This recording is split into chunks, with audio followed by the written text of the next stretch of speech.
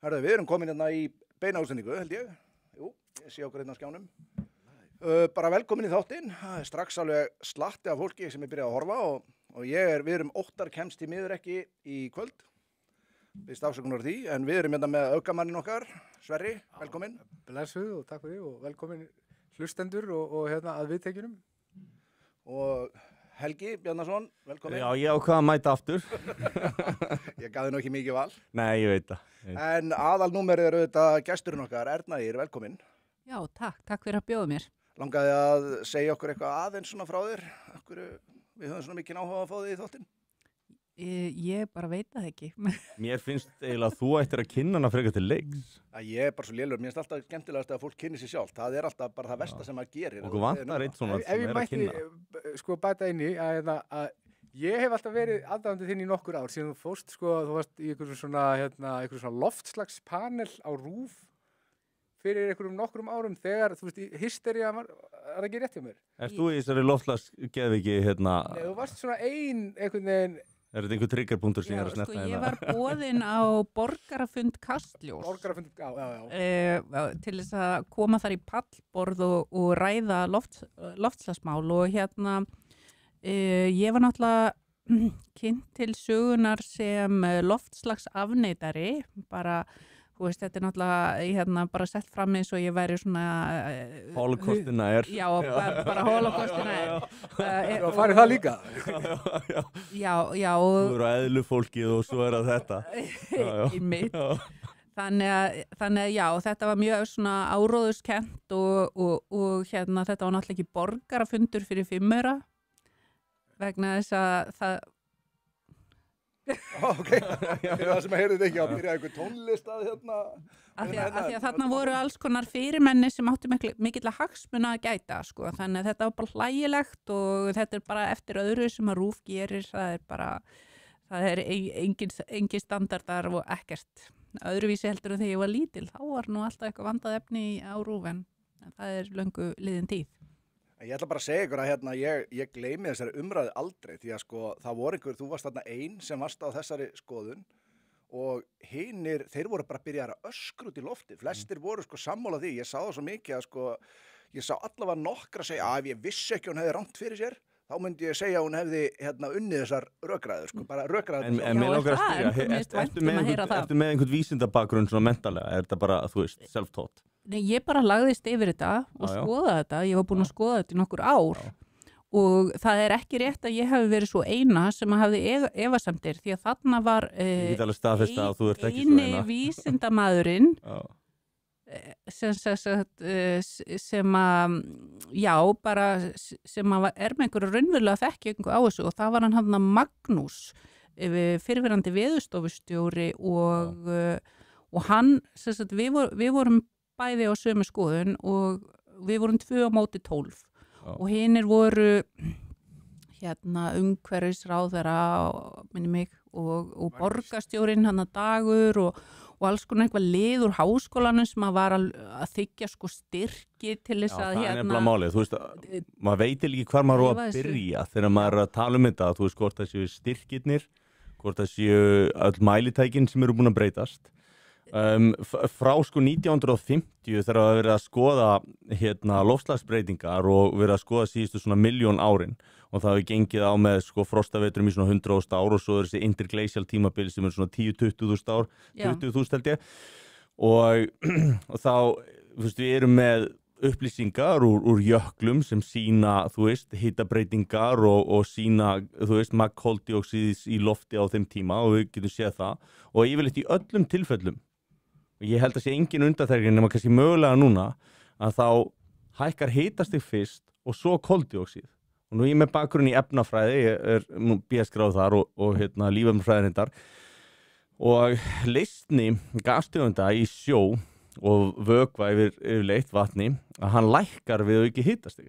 Talaðu eins og sért að útskýra þetta eins og við séum algjörir retards. Það þýðir að þegar þú hækkar, ég skal reyna að einfalda þetta, þegar þú hækkar hitastig þá losna gastegundur úr sjónum og hvað er helst í sjónum? Jú, koldíoxíð. Þannig að þú veist, þú hækkar hitastig þá eykst alltaf koldíoxíðmagn í loftinu.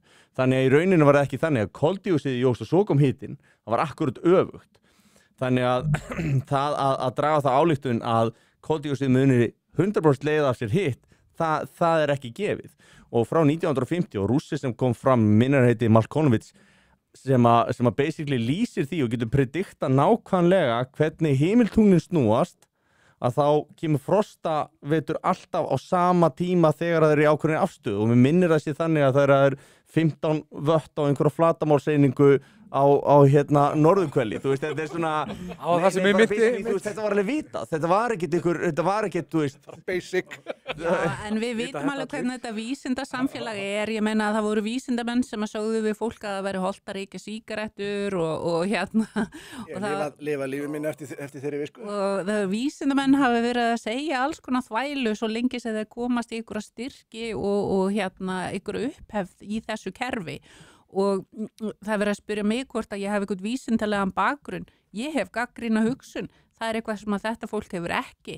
Og gagnrýnin hugsun er byrjunareitur alls, allra vísinda. Líka þetta í COVID mitt, að þá átti alltaf að taka alla lífi af því að þeir voru ekki með doktorskráði í því sem voru að ræða og ég hef unnið við vísindastur og svona, þetta fer bara enga veginn saman við þá hugmyndafræði sem að lýsir sko vísindum að þú meir ekki tjáði eitthvað af því að þú ert ekki með eitthvað skeinibréf frá einhverjum háskóla sem að þú veist, sem á að segja það, þú veist hvað er þetta, always right card, þetta virkar ekkert svona. Já, þú argjúrar og þú challengerar skoðanir og þú challengerar viðmið. Og það voru líka læknar sem voru að segja við okkur við ætlum að loka allir samfélaginu eins og það væri eitthvað partur af læknisfræði menntun, þú veist. Já, einmitt, en það er sko, vandamálið er að það er litið á vísindamenn sem einhvers konar æðstu presta og ef þú tekur ekki undir það sem þið segja, það er bara svona eins og helgispjöll og þið haldið að þátturinn hafi verið slæmur, þið hefðu átt að sjá hvað gerðist þegar var slökkt á myndavélunum. Já, bara til að setja þetta í samhengi fyrir fólk, sko, áður en að Erna heldur áfram, þá var það bara þannig. Fólk var bara í beinni útsendingu, bara farið að öskra á hana og bara, þú veist, fólk var bara brjálað. Ég man ekki eftir að séð svona, það var bara að vera að tala við þig svo væri bara að þeir drepið þarna barn og snætta þarna bara í beinni útsendingu, sko. Þetta er alltaf hófsamasta fólki sem er með, þú veist, mestu svona indoctrinating skoðunum. Umburðarlyndasta fólki. Heyrðu, sko, þegar var búið að slökkva á myndavélunum, þá var bara svona, fólk var í uppnámi og það var svona svo múgsefjunan inni og ég var bara svona hálf hrædd. Ég var alveg, hvar er ég stödd? Er ég stödd á einhverju svona trúarsamkomu, ofsatrúars fólks og þá kom einn háskólamaðurinn upp að mér og bauð mér að koma í endurmenntun í háskólan. Og ég bara, það hafa mér nú allir lokið, sko. Já, ég bara dreif mig út og og sem betur fyrir þá þekkti ég einn í salnum sem að bara bauðst til þess að keyra mig heim, sko. Spáði og að labba með mér út. Já, en svo hefur, sko, narratífið hefur verið svo mikið mengað eins og það kom að það fram að, ég man ekki, 97% vísindamanna var í svona konsensus, algjörlega sammála sem sagt að jörðin var að hitna. Málið er það að það er eiginlega enginn sem að efast það að jörðin sé að hitna, kannski, ég man ekki hvað, frá 1970. Það er ekki einu sinni konsensus, ég fjallaði það, þetta var lygi. Já, þú veist, það fer eftir hvaða tímabil þú ert að tala um. Ef þú ert að tala um frá sko 1900 og þá hefur hún ekkert alltaf hitnað línulega. Hún kólnaði frá 1950 til 70. Þetta 97% sammæli. Ég las þessa grein, ég var að fara að koma að því, sko. Hefur aldrei verið. Nei, og það er rétt. Og líka, það voru þið bara grúppa vísindamenn. Það var alveg sama hvernig er hólfið. Það er, þú veist, já, trúir að sé, þú veist, þetta í rauninni snýst er það að mannavöldum að það sé að verða hitabreytingar? Nei. Og af hvaða marki er það? Það getur vel verið að sé að einhverju leiti, en hvað, ætlar að koma í veg fyrir næstu ísöld? Sko, það eru hitabreytingar af mannavöldum verða helst það sem er mikið af malbyggi, þannig að þetta er aðalega bara í þéttbýli. Þú veist, það er mikið malbygg og eru stóri flugvellir með miklu malbyggi og svona stórum stjettum, þá náttúrulega hitna þær og hita svolítið svona umhverfið. En svona, þú veist, á heildina er ekki að hitna neitt að mannavöldum. Hins vegar, það er annað sem ég er ekki endilega sammála því, en það skiptir ekki máli. Það er annað sem ég fekk rosalega mikinn áhuga á daginn og það er sem sagt, það eru loftslagsbreytingar sem að urðu árið 536 þegar hinn svokallaði fimbulvetur sem talaði í Íslendingasögunum varð. og og ég fór eitthvað að skoða það og það Hvenær hann segir? árið 536 byrja hérna svokölluð, þá líkur sem sagt fornöld og hinn svokölluð myrku miðaldir byrja og maður svona út af hverju það og það bara út af því að það varð myrkur, það varð eitthvað brjálæðislega stórt eldgos og það var kjarnorkuvetur á norðurhveli jarðar í svona 10 ára eftir. Já, við erum með þess að skoða eitthvað Veistu hvað eldfjall það var sem að gaus á þessu tíma? Sko, ég endaði með þetta niður á heimildamann breskan vísindamann sem að eitt mörgum árum ég rannsaka þetta og ferðaðist út allan heim og talaði við helstu vísindamenn sem að helsta sérfræðing heims í trjáringjum og alls konar eldfjalla vísindamenn og vísindamenn frá Bandaríkjunum og þá urðu þessar miklu loftslagsbreytingar og það var náttúrulega ekkert af mannavöldum, þetta var talið sem sagt að eyjan Krakatá hafi sprungið og krafturinn sem varð hafi verið ávið, ég held 20 miljón kjarnar. Ég veit að Krakatá hefur sprungið oftar en einu sinni. Og hvar hún svo eyja? Hún í Indónesíu, en það tala að þessar hamfarir sem átti sér stað þarna, það eru til þess að eyjan Java og Sumatra, það er slittin í sundur. Indónesía. Þetta er Indónesíu. En nú, þú talar 570 eitthvað. 536. 536, en það er samt fyrir tíma landnáms, þannig að það hlýtur þá að vera Íslendingasögur frá Noregi eða eitthvað svoleiðis. Sko, hvað ef það bjó hérna fullt af fólki? Það er alveg vita að það bjó hérna fullt af fólki, en ég er að segja að þú veist að þeir sem skrifuðu sögurnar kom líklega frá Noregi. Það er ekki landnám á að vera 874 eða eitthvað, en þá er Ingólfur Arnarson raunin sem að kemur og þá er byggði hérna, þú veist, þá eru 20.000 á Íslandi. Já, einmitt og ég fekk svona áhuga á þessu og auðvitað er það þannig til dæmis Hannes Hólsteinn hefur verið að fjalla það að menn hafi verið auðugir á Íslandi á miðöldum af því að það voru nánast engar aðra þjóðir sem að höfðu efna á því að láta skrifa bækur af því að þú þurftir að slátra kannski 100 kálfum, súta skinnin, svo þurftir að ráða skrifara og þegar þú lætur sem sagt skrifa fyrir... Þetta er alveg frábær punktur sko. Þegar þú lætur skrifa fyrir þig bækurnar að þá ertu bara að fara að skrifa bækur það sem þú vilt að sé skrifað eitthvað sem að styrkir þín völd, þína ætt og þín áhrif og það er svona útlit fyrir að austmenn, að því að við höfum Vestmannaeyjar og það voru austmenn eru þeir sem koma frá Noregi og þeir koma hérna, taka yfir efnast vel og þeir láta skrifa bækurnar og hinir eru bara kallaði þrælar og þrælarnir flúðu til Vestmannaeyja voru ekki þrælar, þetta var bara fólki sem bjói hérna sem flúði út í Vestmannaeyja. Það er eiga næstu velgi sko, ég ætla ekki að vera með þetta á bækinu, Erna sagði þetta ekki. Nei, ég bara segja, þú veist, þetta eru svona skemmtilega pælingar. Það var búið hérna í Hellum og Suðurlandi og talaði að hér voru papar og voru mögulega með sko ískan uppruna og ýmislegt svona. Já, þetta er allt sem hann dulafullt og það eru rústir til dæmis í Krýsuvík og líka í Akbraut í Holti, ringlaga kirkjugarður. Já, og hafa verið svona dated? Ég veit það ekki, en það sem ég veit er búið að gera síðan 10 ár það er bæði búið að brenna kirkjuna í Krýsuvík og kveika í Akbraut. Af hverju heldur það hefði gert? Ég veit það ekki. Nei. Ég veit ekkert hvað er í gangi. Ég er bara svona Nú vantar áhlattana.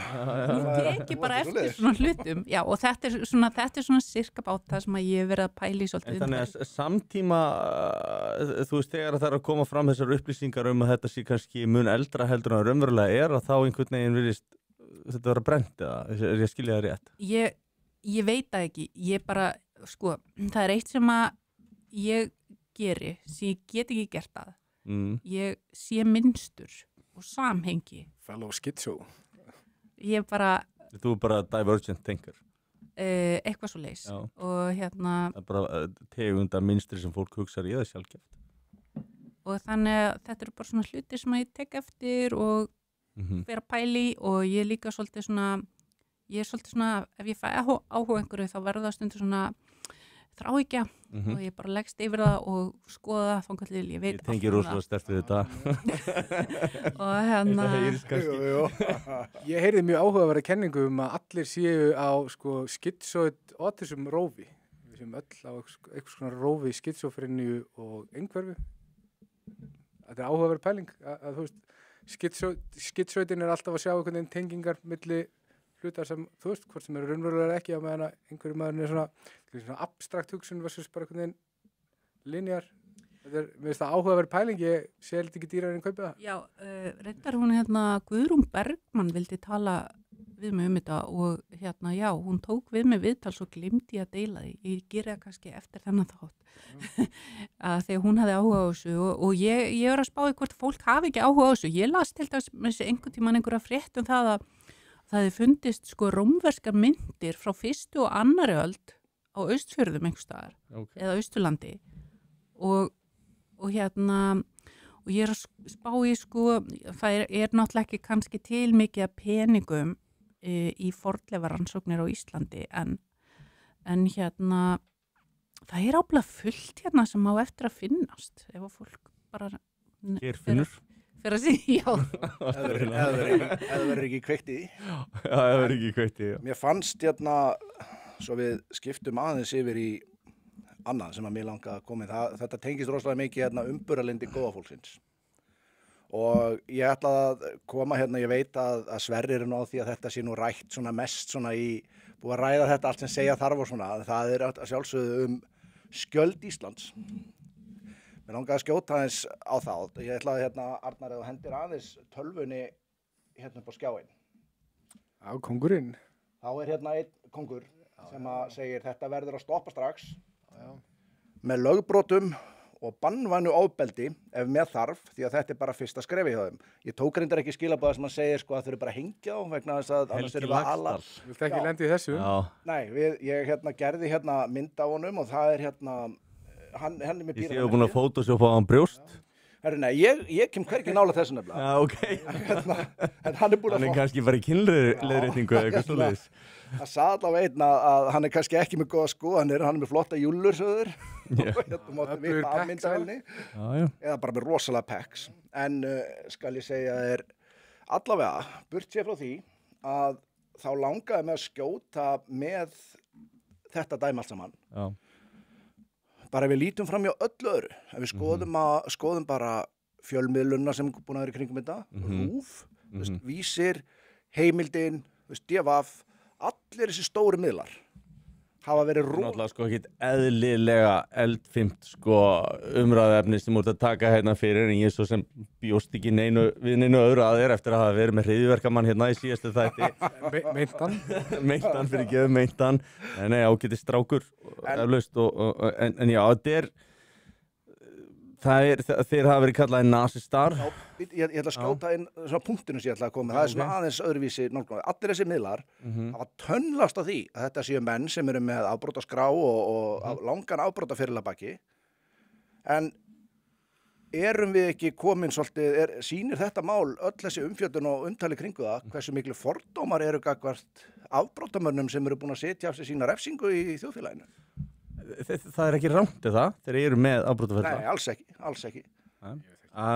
Ég meina, við vorum nú að ræða í síðasta þætti með tölfræði ákveðna hópa og þeir væru svona overrepresented í glæpum og ég meina sama skapi að þá væri eflaust hægt að færa einhvers svona sambærileg rök fyrir því en svo er spurningin sko eiga menn að fá svona á að taka á gjörsamlega lífi þegar þeir eru ekki ennþá búin að gera, ég segi ennþá, kannski gera þeir ekkert af sér og kannski er það ekki hugmyndin.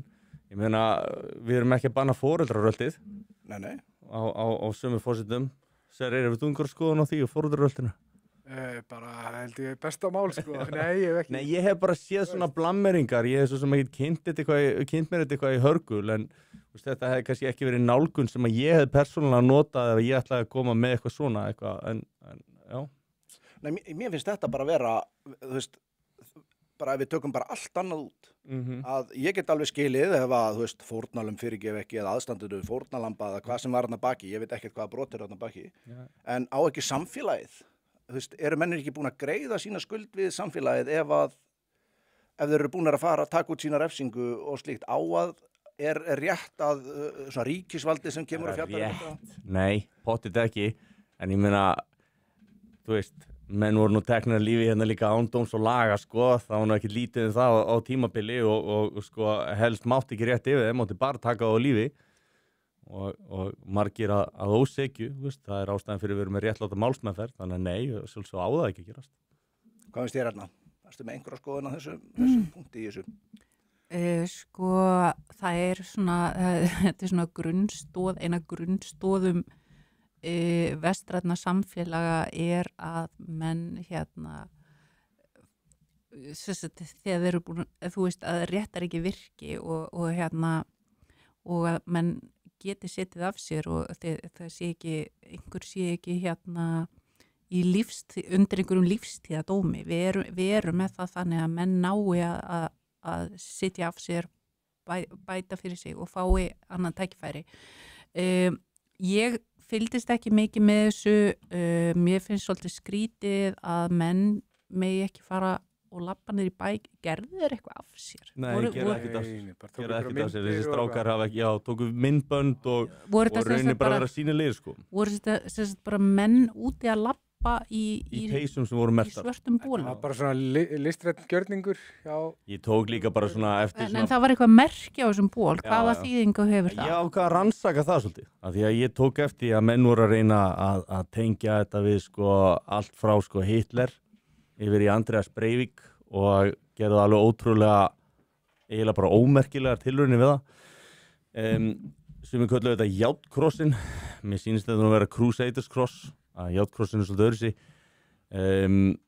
Járnkrossin hefur fylgt sko mörgum þjóðum og sko kemur löngu undan nasistum og ennþá á öllum svona military vehicles þjóðurum, ennþá í dag. Þannig að þjóðverðar sjálfur sem að, þú veist, fordæma algjörlega fyrir stjórn Þriðja ríkisins. Allt nasista tengt í Þýskalandi er stranglega bannað. Algjörlega, það er algjörlega bannað og þeir merkja öll sín hertæki með þessum krossi sem að ég sá að sumir svona öfgasinnar í innflytjendamálum voru að setja upp sko, svona no borders fólk sko, og svo var verið að reyna að líka þessu líka við sko myndina framan á manifestónu hans Andreas Breivik, sko, fólk er alveg að fara þangað. Þetta eru gæjar og þú veist, já, að tönglast á því og svona, þessi menn er ekki með neina svona yfirlýsingu, þetta er notað í ótrúlega mörgum samhengjum, almennt séð er krossin merki einhvers konar fórn, hugrekki og svo framvegis og þetta er notað af mörgum mótorhjólasamfélögum, þetta er notað af alls konar fólki, ég veit ekki, mér finnst orðið helviti hart ef að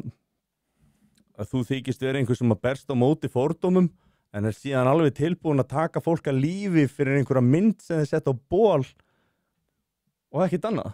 En ég veit það ekki, ég náttúrulega þekki ekki, kannski hafa menn verið með einhverja yfirlýsingar. En er þetta ekki bara möldukrossin eða? Þetta er templarakrossin, þeir hafa gefið þetta út að þetta sé templarakrossin. Þetta er templarakrossin, já, þeir hafa sagt það, ok, ég vissi það ekki, þannig að þar hefur það voru að templarakrossin og ég myndi frekar segja þá bara Breivik hafa verið að misnota hann.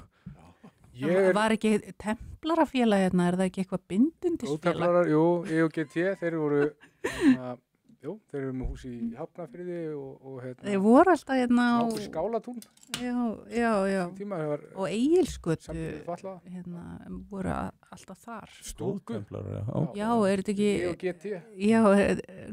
Já, ég veit það ekki. En eins og ég segi, ég fylgdist ekki mikið með þessu. Og það sem ég sá, þá sá ég bara einhverja menn á lappinir í bæ og einhverju tóku mynd og voru að hlæja einhverjum manni með sverð niður í bæ og það var það skrítið. Það fannst ykkur um það, það var maður með alveg risavaxið sverð. Lögreglan vildi meina að það hafi verið málmrör. Mér finnst það eiginlega bara ómögulegt með að við myndböndu sem ég sé þessu. En ég veit það ekki. Já, það er eins gott að þetta var ekki plaströr, þá hefðu þau nú kannski En við mættum bæta einu við. Nú er ég kristin maður, ég fylgi Jesú Krist, trúi á Jesú Krist og ég persónulega er ekki hrifinn af því þegar að menn er að nota krossin í einhverjum svona menn sem er ekki kristnir eru að nota krossin í einhverjum svona pólitískum tilgangi, jafnvel þó ég sé alveg sammálaði, skilur þú veist, fyrir eitthvað svona aesthetic, eitthvað svona, hvað sem það svo og ég ekki... Þú ert svona Charlie Hebdo-gaur, basically. Nei. Öfgatrúa Kristín. Nei, ég vel ruglaður, sko, ég svona Kristín fundamentalisti, sko, og en þú veist, mér finnst það skrítið, en þetta er merki kristinna manna og krossin hefur gríðarlega þýðingu fyrir kristna menn og mér, ekki að ég sé færi eitthvað mótmælaði eða eitthvað skammast út í það, en þú veist, ég held að mörgum kristnum mönnum finnist ekki, og svona vissuleiti, og þegar það oft verið að nota, og jafnvel þó þetta sé ykkur gauðir sem ég sammála pólitískt, að vera að nota einhvern veginn krossin og Jesú Krist í ykkur pólitískum tilgangi til þess að koma einhverjum stæmi, ég fíla það ekki og mér finnst það óheðalegt að það oft verið að höfða til kannski fólk sem kristið, eldra fólk svo eitthvað svona með krossinum, skaurar sem ekkert kristin eru bara að nota þetta fyrir eitthvað klát, eitthvað svona, mér finnst það bara óheðalegt, ég fíla það ekki, ég ekki að segja það sé þannig hjá þessum gaurum og ég held að það sé svona, þú veist, Þú er bara að tala yfir höfuð, sko. Já. Þessi gaurar virka bara með gaurar sem voru klaufar, hvernig þið framkvæmdu þetta, allt bara út frá PR-sjónarmiði að Hvernig hefði verið hægt að framkvæma þetta út frá PR-sjónarmiði þannig að það kemur vel út? Sennilega ómögulegt, sko. Ég held það, sko. Ég held það sé ómögulegt. Ég held það. Fólk að leita, bíða eftir einhverju svona eins og þeim til þess að hjóli. Ég held það sé alveg sama hvaða merki þeir eru sett á eða, þú veist, ef þeir eru verið svartir, þá eru bara verið kallað svartu Ku Klux Klan eða eitthvað, sko. Þú veist, það skiptir engu máli hvernig þeir setja það fram. Skiptir neinu máli hvernig þeir koma fram eða hvað þeir segja.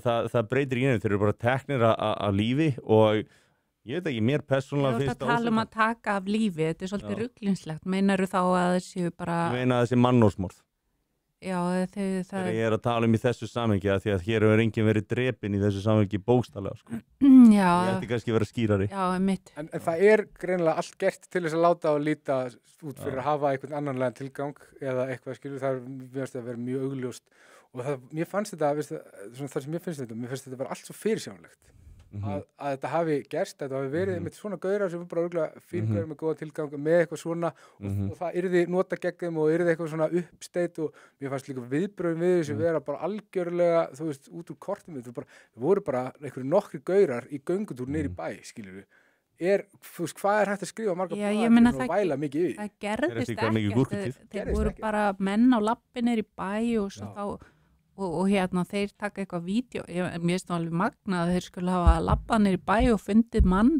með sverð eða og löggan bara eitthvað situr út í bíl og bara að eitthvað að böggast í þeim fyrir að vera í einhverjum bólum en gera síðan ekkert við hennar mann sem að sveifla sverðinir þetta er svolítið bilað, sko. Það var eitt sem benti mér rosalega góðan punkt með þetta að sagði reyndar að svo löggan hefði haft afskipti af þessu manni áður, svo las ég að þeir hefðu eitthvað fylgst með hann ekki verið ógn með neitt eða neitt svoleiðis en það er eitt sem ekki minnst á maðurinn á miðju torginu hann rauninni bara búin að taka torgið undir sig það er engar þú veist fólk sem hefði verið kannski á ferðinni með krakkana sín ekkert að fara að labba hann inn á torgið eða ef að þeir hefðu verið sjálfur að sveifla þessu röri eða sverðið eða hvað það er á þessu torgi haldið að það hefði verið haft afskipti af þeim ég finnst það ekki ólíklegt persónulega, sko. Gaurin var að árafarma af hverju ákvað löggan að taka þátali má fólk ekki vera í eins bólum að labba niður í bæ eða já, svo virðist þetta ekki vera allavega ég skil en nú þekki ég þetta ekki kannski, ég miss svo miklu trú á fjölmiðlum í gegnum tíðina en hvað var löggan að segja við á hvað snýrist þetta tiltal? Ég ekki alveg viss, það var ekkert farið mikið út þeir sögðu frá því sjálfur að það bara þeir hefur verið að gefið sem þess að fyrra bara að tala við lögguna og sagt bara hvað þeir verið að gera svo þau bara löggan verið eldandi þá út allan bæ En ef við núna færum saman niður í bæ og værum allir í eins skyrtum með merki á, ekki glemma merkinu já, ég er Kristín ég geti nú tekið upp á því að setja kross á þá erum við komin í vandræði þá erum við hálfmána eða eitthvað Nei, þetta er svolítið magnað, sko. Sko, ef við myndum tattúera merkin á okkur, þá held ég að En ef það væri gæti verið svolítið íslenski viðbrögð. fáninn, bara væri bara... Þá ertu nú en aukamanneskja. Íslenski fáninn. Þá fyrst ertu hann hættuleg. Mér fannst þetta mál vera samt mjög góður svona rassamælir á ákveðin hita sem á umræðinu í samfélaginu. Hvað þetta þú veist, það svona skautin alltaf að vera meiri og meiri og það þarf, hversum lítið þarf til þess að umræðan verði gjörsamlega geðbiluð, skilur við. Já, og bara afvegaleiðist rætt. Já, og Hún var bara geðveik. Já, og og allir með eitthvað svona takes og einhverjir magnaðir Facebookar-pistlar og eitthvað, þú veist, þetta er mjög áhugavert að pæla, mér finnst það svona áhugaverðist. Ef þú setur upp, nú eru þú svona foreldraröld og þetta eru kannski foreldrar sem hafa afskipti af börnum annar og svona hvern, þú veist, og þau eru kannski í vestum, þau eru að labba ætlum við að fara að myndbirta þau líka? Já, ég veit ekki, mér finnst þetta góð, þú ert að koma með þess að, þú veist, þetta er bara mjög góð samlíking að því að einmitt að þetta er blásið algjörlega out of proportion sem maður segir, þessu voru að tala og þú veist bara... Allavega eins og þú veist, ég meina, maður hefði alveg skilið það ef það hefði átt sér einhver átök stað eða þú veist, það hefði verið ráðist á einhvern eða eitthvað svoleiðis, en eins og staðan þá hefur það ekki gerst, þá finnst mann þetta kannski ósanngjarnt. Og þeir lágu svo vel við höggi til þess að geta komið höggi á annan málstað sem að, þú veist, establishmentið á Íslandi og fjölmiðlarnir eru á móti, það var svo gott fyrir þá, þetta var bara algjört. En á sama tíma skilum maður líka hvernig einhvern veginn þetta þróaðist. Þetta eru menn með brotaferil, mjög flúraðir, það er ákveðni fordómar gagnvart því, eins og sagðir, þú veist, eru menn búin að gera upp sakir sínar eða ekki. Mér skilst að þarna séu menn sem hafa ekki brotið af sér sko á 3. áratug og séu búin að vera að vinna virkilega gott starfi að hjálpa mönnum að vera allsgáðir og... Ég þekki til eins þeirra bara ljúfur. Já, ég meina þú veist og það er nú bara margir sem að snúa blaðinu við og reyna að gera betur í lífinu sko og eflaust fleiri en ekki sko. Þannig að eins og þú veist að segja, hvað ætlum við að vera samfélag sem gefur fólki aldrei tækifæri? Já, til hvers er að menna að fara í fangelsi ef það er ekkert líf framundan. Ég meina að þú veist, það er það bara eins og lífstíðadómur. Og þetta er eitt stærsta vandamál sem blasir við innan fangelsina. Það er þetta að koma mönnum út í samfélagi aftur, menn sjá ekki tilgangi með því. Það er ekkert sem býður það. Og þetta er ekki að hjálpa. Og ég meina, sko, við veit, ég sko hef verið í, var áður fyrir bara inn og út úr neyslu, sko, og ég hef bara gert hræðilega hluti. Ég hef beitt ofbeldi, ég bara syndga gegn bara gert hræðilega hluti og ég held að við þurfum að, þú veist, spyrja okkur þessa spurningu, hvað viljum við að sé eitthvað leið tilbaka fyrir menn eða, þú veist, eða viljum við bara af því það er engin leið fyrir menn til þess að lifa þess að þau bara labba með skottið á milli lappana þó að við gert eitthvað og þú veist, þú getur ekki beðið eitthvað að vera bara sorry í allt sitt líf og við erum að hafa trú á því að menn geti snúið blaðinu og vera ekki alltaf, þú veist, menn eru alltaf einhvern veginn að reyna að fara í fortíð hjá mönnum, þú veist, og mér finnst það svona, þetta er ósmekklegt. En þú nú Kristinn og Jesú, hann setur nú ákveðin skilyrði líka fyrir fyrirgefningu. Það er yðrun. Það er yðrun og það er svo niðrun og ég menn að getum tekið Marju, Magdalenu, var ekki hún sem var það er dríkt hóru og eitthvað svona? Það var ekki Marja Magdalena. Nei, það var einhver önnur. Já. En hann allavega, þú veist, það kemur hann stoppar það af. Já, svo syndlösi. Já, akkurat. Sá eitthvað sem syndur sér kastvísta steininum. En ef hún hefði kannski ekki séð eftir þessu, þá er Jesú bara að labba framhjá. Já. Og það er eitt sem menn gleyma alltaf í þessari sögu. Þannig að, þú veist, en hún syndgaði ekki aftur og hún sá eftir þessu og það er svolítið punkturinn og þess að langar mig að koma inn á það varandi þetta að gera upp skuldi sína gagnvart samfélaginu eða einstaklingu sem það er að brota gegn. Að sko, þessu verður að fylgja ákveðin iðrun. Algjörlega. Á verkum og svo er þetta repentance og Dostojevski kemur inn á þessa hugmyndafræði í bóksinni Crime and Punishment, frábær rússneskur rithöfundur, þar sem í rauninni annar aðilinn kemst upp með morð og þú veist, en samviskan hans höndlar það ekki og hann í rauninni öskrar á refsingu undir lokin sko, af því að þú veist, hann verður einhvern veginn að gera þetta upp og þú þarf þessu sem ekkert ef þú ert einhver staðar á antisocial skalanum eða sjúklega narsissískur en þá ættir ekki að hafa mikla samkennd. En mér finnst þetta bara svona pæling sem það er að koma inn á sko varðandi hvenær átt að fyrirgefa einhverjum eitthvað, ef hann sýnir einhver iðrun. Já. Og það er alveg mörg dæmi það að menn hafa fram í jafnvel morð eða gert eitthvað ekki sýnt neina iðrun og koma aftur út í samfélagið og fara að búlja fólki jafnvel aðstandendur og annað sko. Ég náttúrulega sko átti svona mjög áhrifaríka reynslu þess að ég bara frelsast og það rosa skýrt, ég fór að lesa svo í biblíunni eftir það og það rosa skýrt að þeir sem fyrirgefur ekki öðrum, þá öðrist ekki fyrirgefningu sjálfur, þannig að þetta þú veist, þegar þú ferð í þetta ferli, iðrunar og að þú svo fyrirgefur öðrum líka og þú finnur, þetta ferli, þetta tekur tíma, en sko fyrirgefning mín hvort þeir yðrist skiptir engu máli. Ég get ekki tekið þetta. En þetta bara, þú veist, þetta var það sem gerði mér kleift að slíta mig undan fortíðinni, þetta braut hlekki fíknar, gjörsamlega, ég gekk í burtu frá bara kókain, viðbjóði og eitthvað, mér var aldrei langað í síðan og ég bara gekk í burtu og það var bara fyrirgefning og iðrun. Ég iðraðist og ég var tilbúin til þess að fyrirgefa þeim sem, og það var líka alveg verið gerði ljótir hluti við mig og mér finnst að við ættum alveg að fara að taka samtal í samfélaginu þessa tvo hluti, fyrirgefning og iðrun, en fyrir mér, ég myndi mæla með því að menn fyrirgefi óháð því hvort aðilinn iðrist.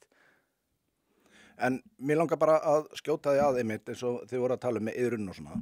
Mér finnst við ekki geta ætlast til þess að einmitt aðilar sem var brotið á fyrirgefi sjálfkrafa, skilurðu. Mér finnst það lið alltaf hafa rétt á að vera reitt og allt svoleiðis. Það þannig. En á sama tíma verðum við sem samfélag að, þú veist, fyrirgefa, skilurðu. Mér finnst munur á þessu tvennu, hvort að samfélagi fyrirgefur eða akkurat þeir sem var brotið á eða aðstandendur þeirra sem var brotið á. Ég held allavega að við getum grætt alveg gríðarlega á því ef við erum duglegir að fyrirgefa og við gætum fyrirgefa einhverjum sem heldur áfram að brota, hann iðrast ekki og töpum á því, en pælum líka í þeim sem við fyrirgefum, hleypum aftur inn í samfélagið og þeir koma og gera gagn, fá að lifa sitt potential og verða þar sem þeim var ætlar að vera. Horfum í það en ekki endilega bara þessar sem munu kannski aldrei iðrast og þeir náttúrulega tapa mest á því sjálfur. Þegar ég var upp á útvarpi sögu þá tók ég viðtal við Margréti Frímannsdóttur sem var formaður Alþýðuflokksins og var síðan fangelsisstjóri á Litla-Hrauni. Mjög vel liðin.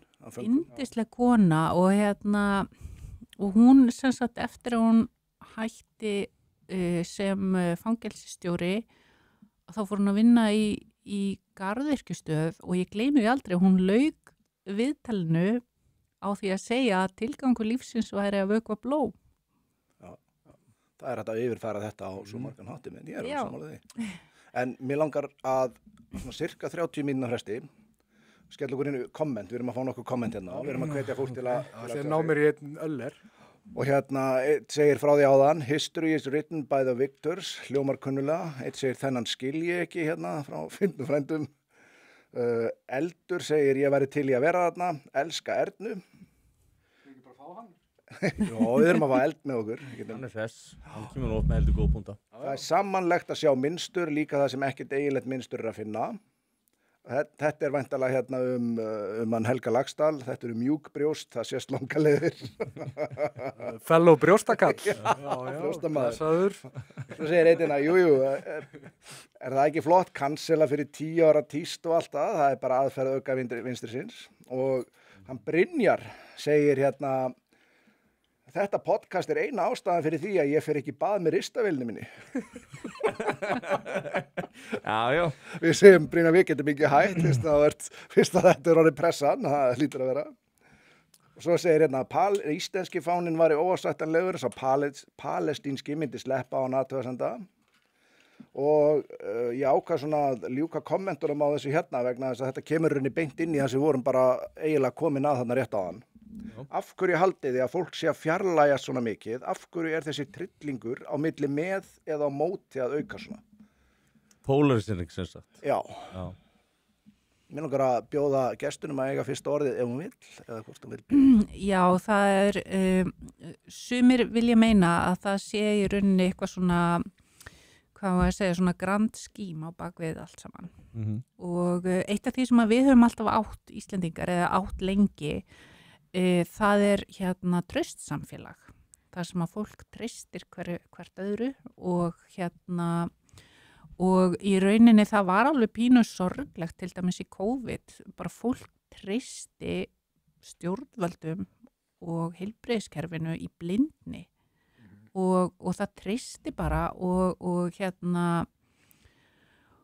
Og svona, já, í mörgu öðru þá hafa Íslendingar treyst hvorir öðrum og geta treyst stjórnvöldum allavega upp að vissu marki og þetta virðist vera svona svolítið að breytast og það er eins og sé bara, ég er ekki að segja þessi sér íslensk pólísía en það er eins og sé verið að reyna að brjóta traust samfélög Vesturlanda.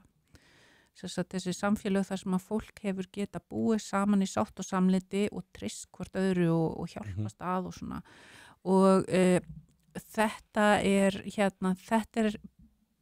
rosalega vondbreyting og já, til dæmis og líka bara ég ætla að vera ósamála kannski mörgum sem að tjá sig á netinu með því að segja að það er ekki endilega ástæða til þess að vantreysta útlendingum og innflytjendum svona mikið. En við erum hins vegar að sjá breytingar sem eru óþægilegar og það þyrfti að vera hægt að ræða það einhvern veginn yfirvegað í staðin fyrir að algjörlega greina vandan kannski. Já, og ég til dæmis held að Íslendingar hafi öðrum þjóður fremur tekið vel á móti útlendingum á opbóðslega stuttum tíma. Núna er það þannig að innflytjendur eru 4. eða 5. hver maður á landinu. Tókum við flesta með höfðatölu held ég. Já, og þetta hefur bara gengið vonum framar í raun og veru. Það hefur verið vinna hérna fyrir fólk og þeir sem hafa komið hingað hafa langsamlega flestir gert það í góðri trú og staðið sér ofsalega vel og ég myndi bara gjarna vilja að sko þessi umræða yrði öll svona skrúi niður nokkur desibel sko og það yrði bara má gera betur en farið yfir það getur verið mikið verra á einhvern yfirvegaðan hátt til þess að að fólk fari ekki alveg fram úr sér og við sittum uppi með einhverja atburði og jafnvel orð sem að við sjáum eftir síðar. Þannig að já. Varðandi þetta með traust á yfirvaldi og traust á öðrum innan samfélagsins, að því vorum að tala um COVID og svona. Ætli þetta hafi eitthvað með það að gera að fólk treysti sjálfum sér minna og sína eigin getu til þess að rannsaka hluti og ég spurði hvort þú var eitthvað mentu í jarðvísinu og við vorum að rekja jarðsöguna áðan saman og hvort okkar er mentað í jarðfræði en við höfum kynnt okkur þetta og gert það kannski tiltölulega ítarlega og ég er ekki með á það er bara ekkit rosalega margir sem að gera þetta og þeir vilja kannski bara frekar trúa sérfræðingum og svo fyrir við að taka eftir að jafnvel þrátt fyrir að margir sérfræðingar voru að gera sitt besta að eins og Þórólfur, ég held að hann hafi allan svona 95% tilfella gert hlutina samkvæmt bestu vitund. Ég held ekki alveg alltaf. Stundum held ég að hafi verið svona aðeins snúið upp á höndina á honum pólitísku. Eins og þú veist, ég veit ekki, með ferðamenn, þeir náttúrulega smita ekkert innanlands, það er bara innlendir sem gera það, þú veist, þeir hafa verið að leyfa fólki að fyrir flug og leyfa ferðamennum að fara í landið og svona. En mér fannst að komið rosalega óvart hvað fólk var ekki tilbúið að grandskoða hlutina sjálft og einhvern veginn sökkva sér í þetta og ég veit ekki, ég held að það efast sjálfan sig sé hinn hliðin á því að treysta öðrum. En talandi það, þá sást nú heldur betur bara ef þú varst ekki algjörlega með þarna, þá fékkstu nú ekki blíða meðferð ég hef séð tilfellega sem bara vinur og vandamenn bara, afneituðu bara fólki að því að, vildi ekki fara í bólusetningu og eitthvað svoleiðist, það var bara, þú varst svo gott sem búin að drepa og afa, sko. Nökkvi Fjallar, hann var tekinn mjög harkalega manni, hann fór ekki bólusetningu. Já, hann lýsti yfir opinberlega. Kongur. Já.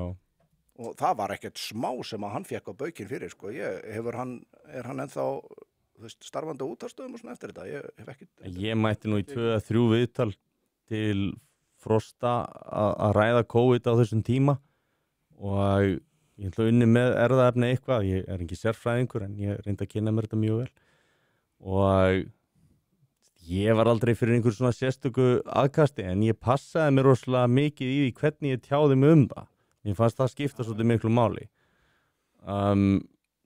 Þú veist, bara ábyggilega bara snemma árinu 2020 þá var maður farin að nefna lyfin sem maður vita að virkuðu gegn þessu, var að benda í áttina Wuhan og þú veist, þá var vitað að Fauci hefði styrt á, þú veist, þá var ég búin að lesa rannsóknar eftir konuna sem að hafi breytt veirunni, sem að gerða þessu værilandstofni. Ég held að það sé svona almennt séð svona samþykkt sem staðreynd nema einhverjum samsæriskenningasmiðum í rauninni. Ég heila kalla þá samsæriskenningasmiðum, en þetta hafa átt að koma úr einhverjum, ég veit ekki, leðurblöku sem að byggu sko fleiri 1000 kílómetra frá Wuhan sko, þú veist, og það skildi engin eiginlega hvernig þetta átt að hafa stökkbreyst með þessum hætti og þetta var alveg klikka á sama tíma eftir með konu sem er að vinna í veirurannsóknarstöð í Wuhan sem er búin að lýsa því nákvæmlega hvernig hún alltaf að breyta ákveðinni veiru sem að sýki leðurblökur til þess að sýkja menn. Hún bara lýsiði bara nákvæmlega í greininni. Þessar greinu voru nú reyndar láta hann hverfa einhverjar aðeim en þú veist, þú getur fundið þær í dag og leitað vel.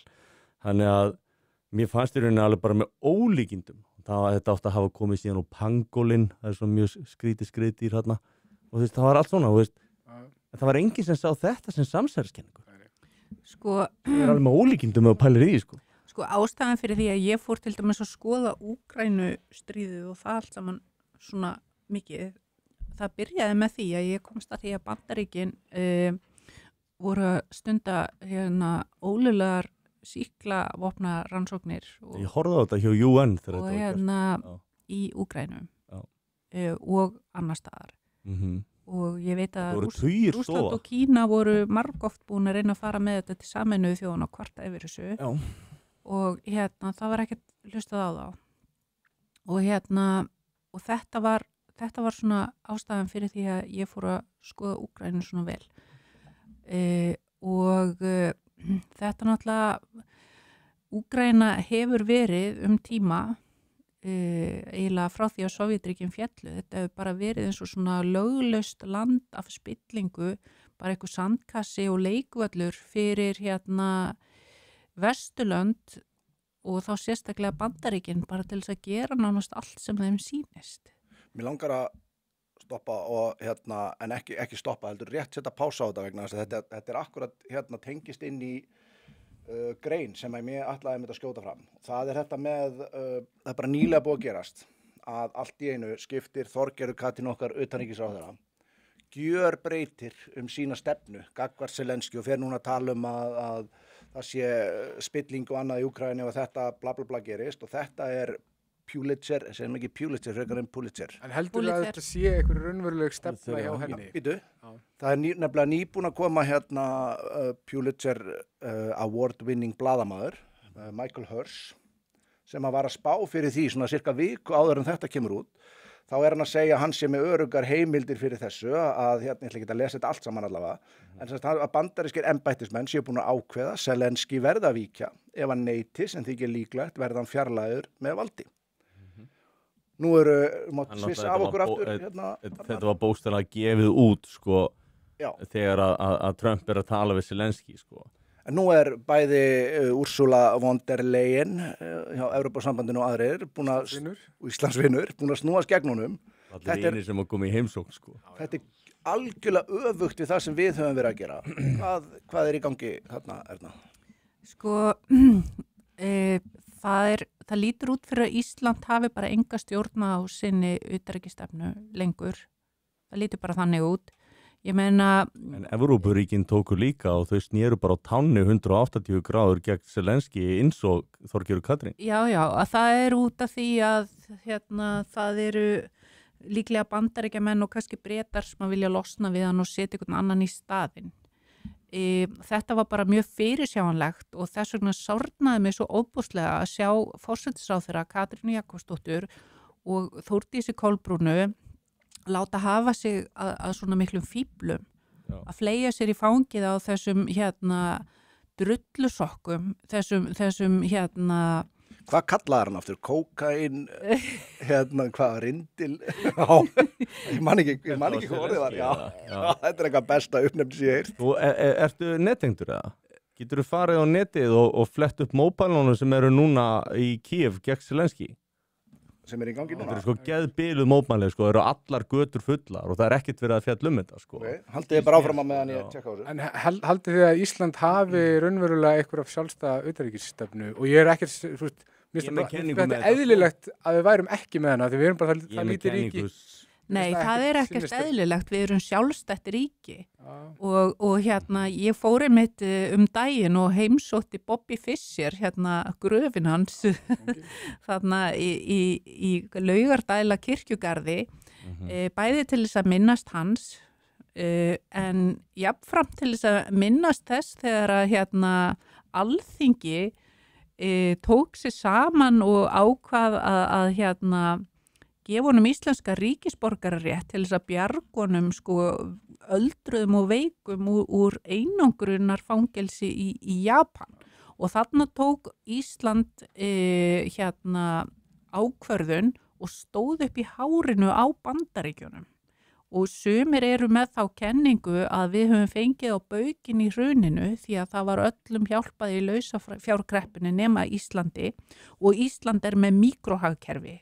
Það hefði kostað á klink að koma okkur til aðstofar, að það hafi verið sérstætt hefnd fyrir það að hafa sett okkur sérstætt upp á móti Bandaríkjunum með því að bjóða öldruðum skáksnillingi skjól síðustu 3 ár ævinar og þarna voru við ennþá sjálfstætt ríki þarna voru við ennþá sjálfstætt ríki og en eftir þetta högg eftir þetta spark í búkinn sem við fengum að þá hefur fólk bara skriðið fyrir eins og einhverja pöttur bara skriðið fyrir öllum þessum vitleysingum út í Evrópusambandinu og hjá Bandaríkjunum líka. Ég sé þetta svona, nú kemur Trump til valda. Þú veist, við viljum fara yfir hverjir hafa haft áhrif á Íslandi. Ég meina, John D. Eisenhower sem var nú fórsti Bandaríkjanna og var Supreme Commander of the Allied Forces í seinni heimsstyrjöldinni. Hann velti í fyrir sér að kaupa íslenska hagkerfið af því að við vildum ekki fá vorum ekki vissi hvort við vildum hafa herinn hérna.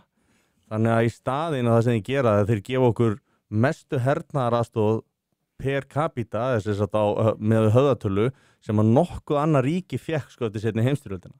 Þannig að það hafa alltaf verið leiðir til þess að múta mönnum og ef þú horfir á hvaða leiðtúar, hvaða ríkja hafa farið gegn stefnu Bandaríkjanna svona síðustu 80 árin í Evrópu og lifað af til þess að fá endurkjör, það held ég þessu 54 í Bretlandi, þetta er Suez-skurðurinn og þetta er síðan NATO og þetta er gól. Þú manst að Davíð Oddsson þurfti að læsa sig inn á skrifstofunni í Seðlabankanum eftir að Rússar og Kína byrjuði að reyna að bjóðast til þess að Ég held að það aldrei verið neitt svoleiðis. Davíð var bara það klára, hann laugði bara að þeir væru að fara að fjármagna það því að þá vissi að hinn kemur hlaupandi. Ég held að þetta hafi bara verið ótrúlega, Rússar sögðust aldrei kannast við þetta. Þeir neituðu algjörlega fyrir þetta. Ég held að þetta hafi bara verið brilliant move að hálfu Davíðs. Þeir buðu lán upp á 5 milljarða evra á vöxtum upp á 3,5%. Að mér myndi að þeir hafi neitað fyrir það sjálfur þegar þeir voru inntir eftir spurnum En Já, það getur vel verið, kannski hef ég rátt fyrir mér.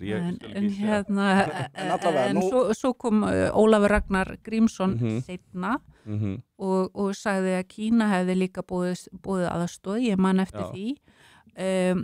En þetta er eitthvað sem maður mátti ekkert tala um, Nei, þetta mátti ekki tala um og ég er alltaf að veltaði fyrir mér. Af hverju þurfti Davíð Oddsson að læsa sig inn á skrifstofu? Það þarf enginn að segja mér að Ísland sé ekki stapp fullt af alls konar leyniþjónustumönnum, sérstaklega þegar er eitthvað að vera, Þú heldur það? Ég er sannfærð það, Ég sagði þér að ég tek mjög vel eftir. Já, þú segir minnstur við það. En það breytir því ekki að við erum ekki af hverju snerist íslenski utanríkisráðherra núna búin að gjörskipuna og snúast í 180. Þetta er bara skipinu utan. Ég ætlaði að fá að koma aðeins inn á það ef það er í lagi. Já, það er. Því að núna sjáðu Trump er nýbúin að taka við í fyrra skipti sem að Trump var við stjórn, hafði hann ekki stjórn á djúpríkinu. CIA og allt þetta var á mótum. Í þetta skiptið virðist hann vera búin að hreinsa þannig til og mér persónulega talandi að sjá pattern grunar hann séu nú að nota Epstein-skjölin eitthvað með sér til þess að komast þarna yfir djúpríkið og þá sjáum við að hann fyrir að hafa miklu meiri áhrif innan Evrópu.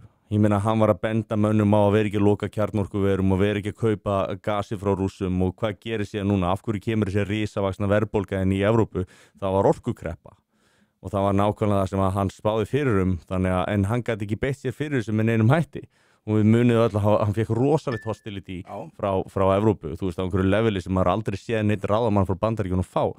Núna hefur hann miklu meiri völd og maður sér að Macron bara ævintýralega fokt ef maður bara tala hérna. Ég ætla rétt að skjóta inn í bara akkurat, það Þorgerður Katrín, hún einmitt bara tweetar hana að hinn frjálsi heimur, vestarinn heimur þurfi nýjan leiðtoga.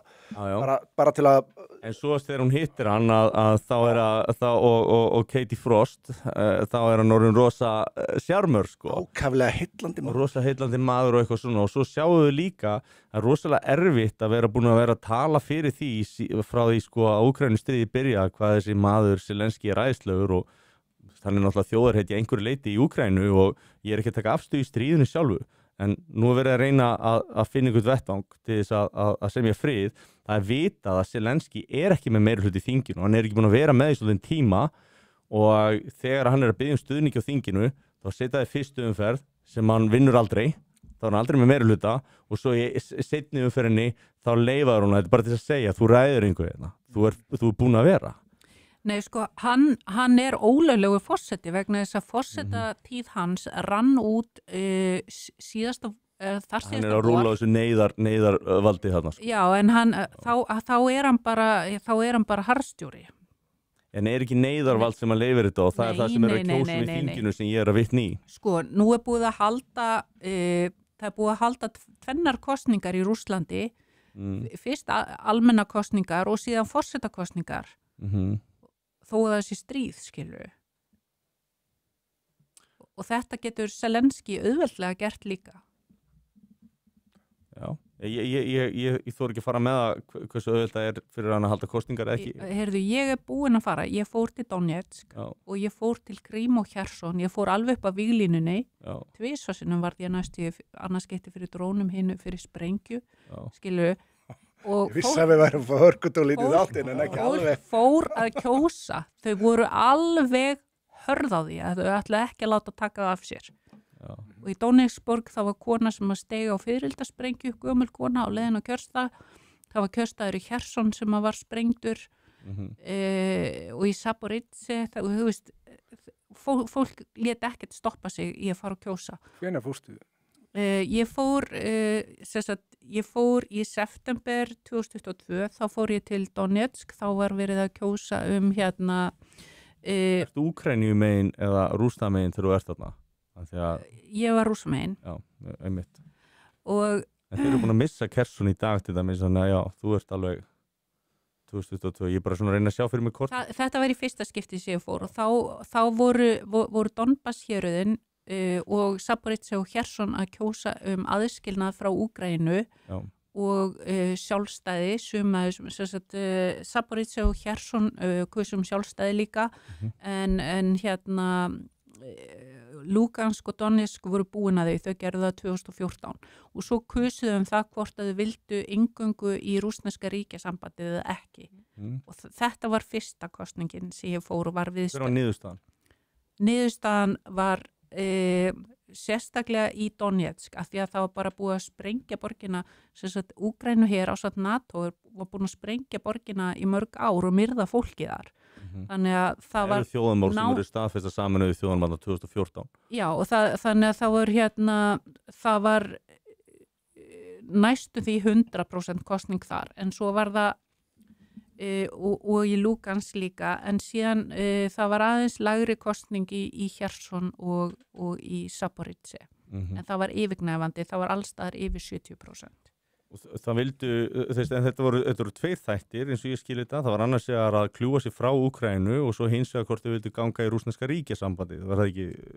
Jú, en hérna, sko, það var þannig árið 2014 þá hélt Krím fyrst kostningar hvort þau vildu lýsa við sjálfstæði og síðan í framhaldinu Donetsk og Lugansk og þau lýstu yfir sjálfstæði og í framhaldinu voru þetta kallaðir aðskilnaði sinnar og aðskilnaði héröð.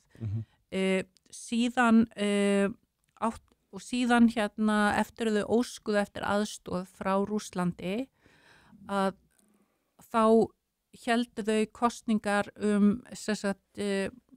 aðskilnað frá Úkraínu og inngöngu í rússneska ríkjasambandið. Kherson og Zaporizhzhia áttu ennþá eftir að lýsa yfir sjálfstæði, þannig að kjörseðillinn þeirra var aðeins öðruvísi. Það var eitt atriði viðbót, hvort þau vildu lýsa yfir sjálfstæði í fyrsta lagi, öðru lagi hvort þau vildu aðskilnað frá Úkraínu og í þriðja lagi hvort þau vildu ganga í rússneska ríkjasambandið. Ég fór á Wikipedia á sínum tíma að því að ég fór að heyra þessa umfjöllun og eins og hún, og þá fór ég að efast svolítið um þetta og ég byrjaði að sjá Newsweek greinar frá því fyrir 2014 sem voru fjalla mjög illa Úkraínu eins og hún segir bara sögunni sem hún að segja og ég fór að velta í fyrir mig, það ekki ultranationalist, þannig ég hugsa að það hlýtur að vera kosningarniðurstöður frá því fyrir kosningum, þannig að ég fór svona 3 kosningar aftur og kynnti mér alla flokkarnir sem hefur verið í kosningunum og ég sá að þetta var bara verulega stór prósent af ultranationalists sem sagt öfga þjóðernissinum. Ertu að meina þá Úkraínumegin eða aðskilnaða sinna megin? Ég ekki að tala aðskilnaða héröðin, ég að tala áður en að þessar kosningur og allt sem þú varst að tala gerast. Ég að tala bara forstakosningar og alþingiskosningar í Úkraínu og hvaða flokkar að fá fylgi í aðdragandanum. Það var nú allt vitlaust á Íslandi, það voru einhverjir strákar sem ætlaðu að bjóða fyrirtæki frá Póllandi að halda fyrirlestur, munið ekki eftir þessu. Þarna að halda fyrirlestur, já, þeir ætlaðu að bjóða einhverju pólsku fyrirtæki sem að þjálfar lífverði og svona enga hermenn eða eitthvað svo leiðis að koma að halda fyrirlestur á Íslandi og þá var stundin sem að var þá skrifa einhverja svakalega greinum að þetta væri allt saman nasistar og það var út af því að einhver maður frá Úkraínu sem hafði einhvern tímann verið í Azov-herdeldunum kom og hélt hjá þeim 3 vikna námskeið einhver tímann á ferli og það var nóg til þess að hótelið sem átti að hýsa fyrirlistur var kúa til þess að fella viðburðið niður. Og basically síðan taka og snúast á tánnis og Þorgerður Katrín og kannast ekki við að sé neitt nasisti til neinstæðar í neinum Azov-herfylkingum sem náttúrulega bara algjör fabrication og bull. Og Le Monde sem nú mest lesta blaði í Fraklandi tók alveg ótrúlega vel saman og þar þetta rakið nákvæmlega öll merkin sem þau nota á herdeildinar og hversu margir eru og þessi skjöl eru skjálfest hjá Sameinuðu þjóðunum, þú veist það eru hópnauðganir til að mynda hjá Azov-hermónum, þeir eru ég held 8 eða 10 að nauðga. Fyrir þá sem ekki þekka, það eru úkraínskir hermenn.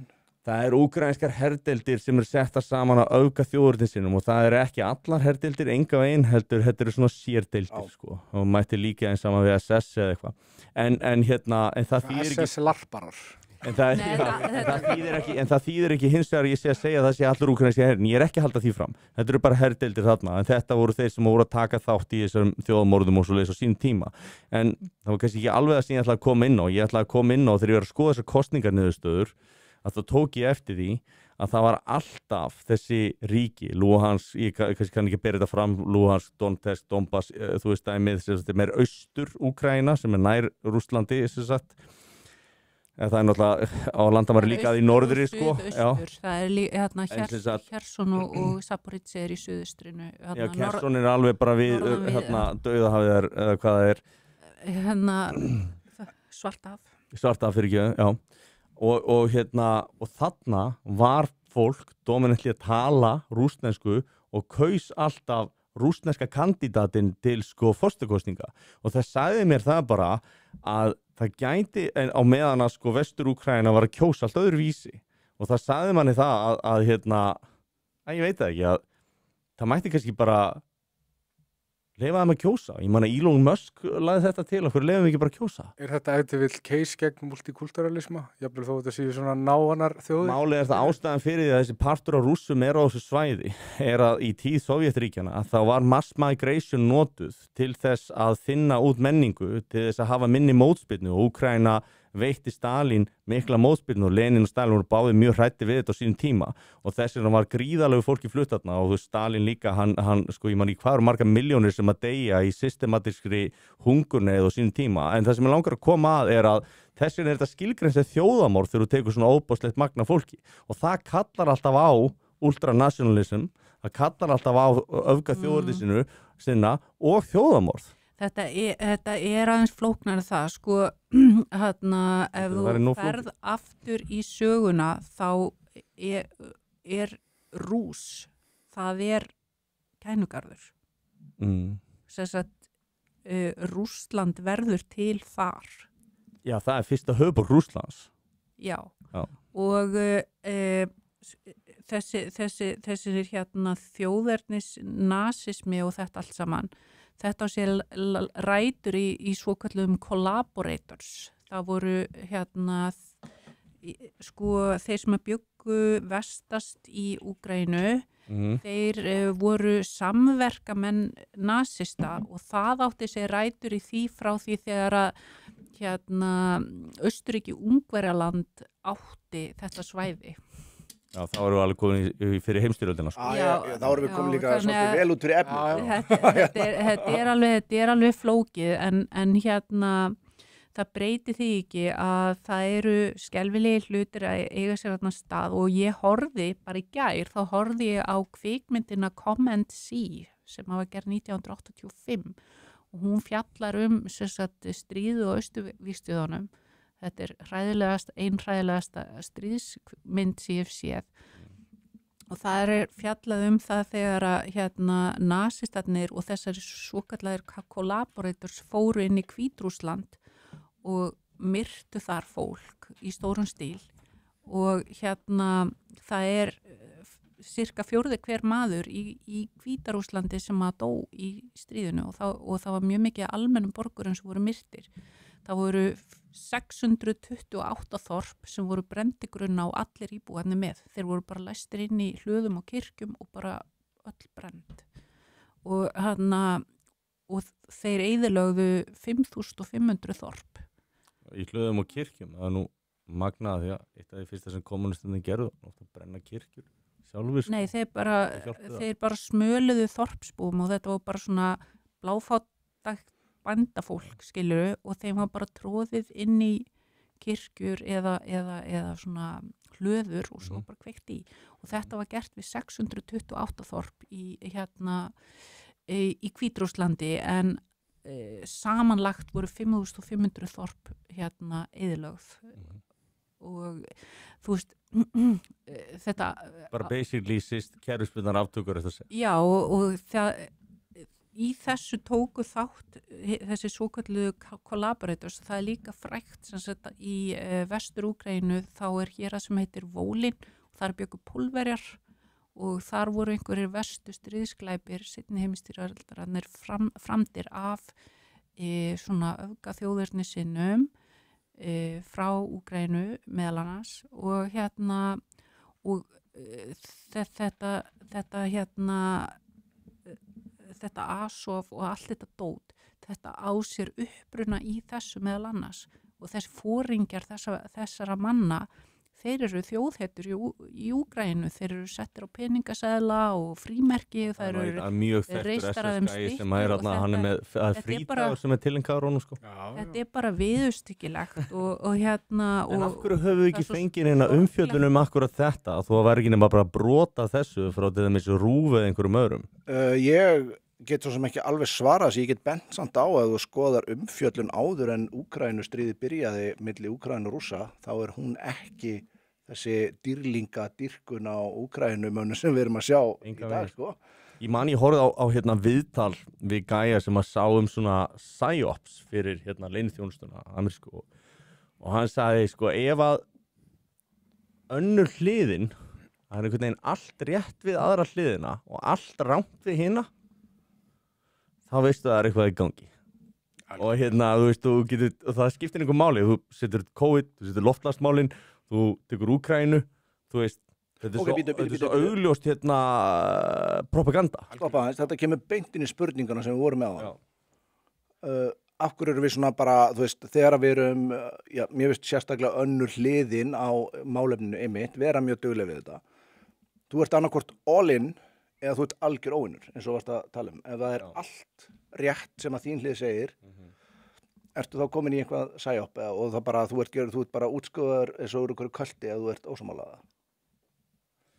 Sko, ég meina, það allavega rosalega sérstakt að það eru ákveðin málefni og ákveðin hlutir sem eru keyrðir óbærslega hart í gegn af fjölmiðlum og það eru til þessi 3 hlutir sem ég hef nefnt.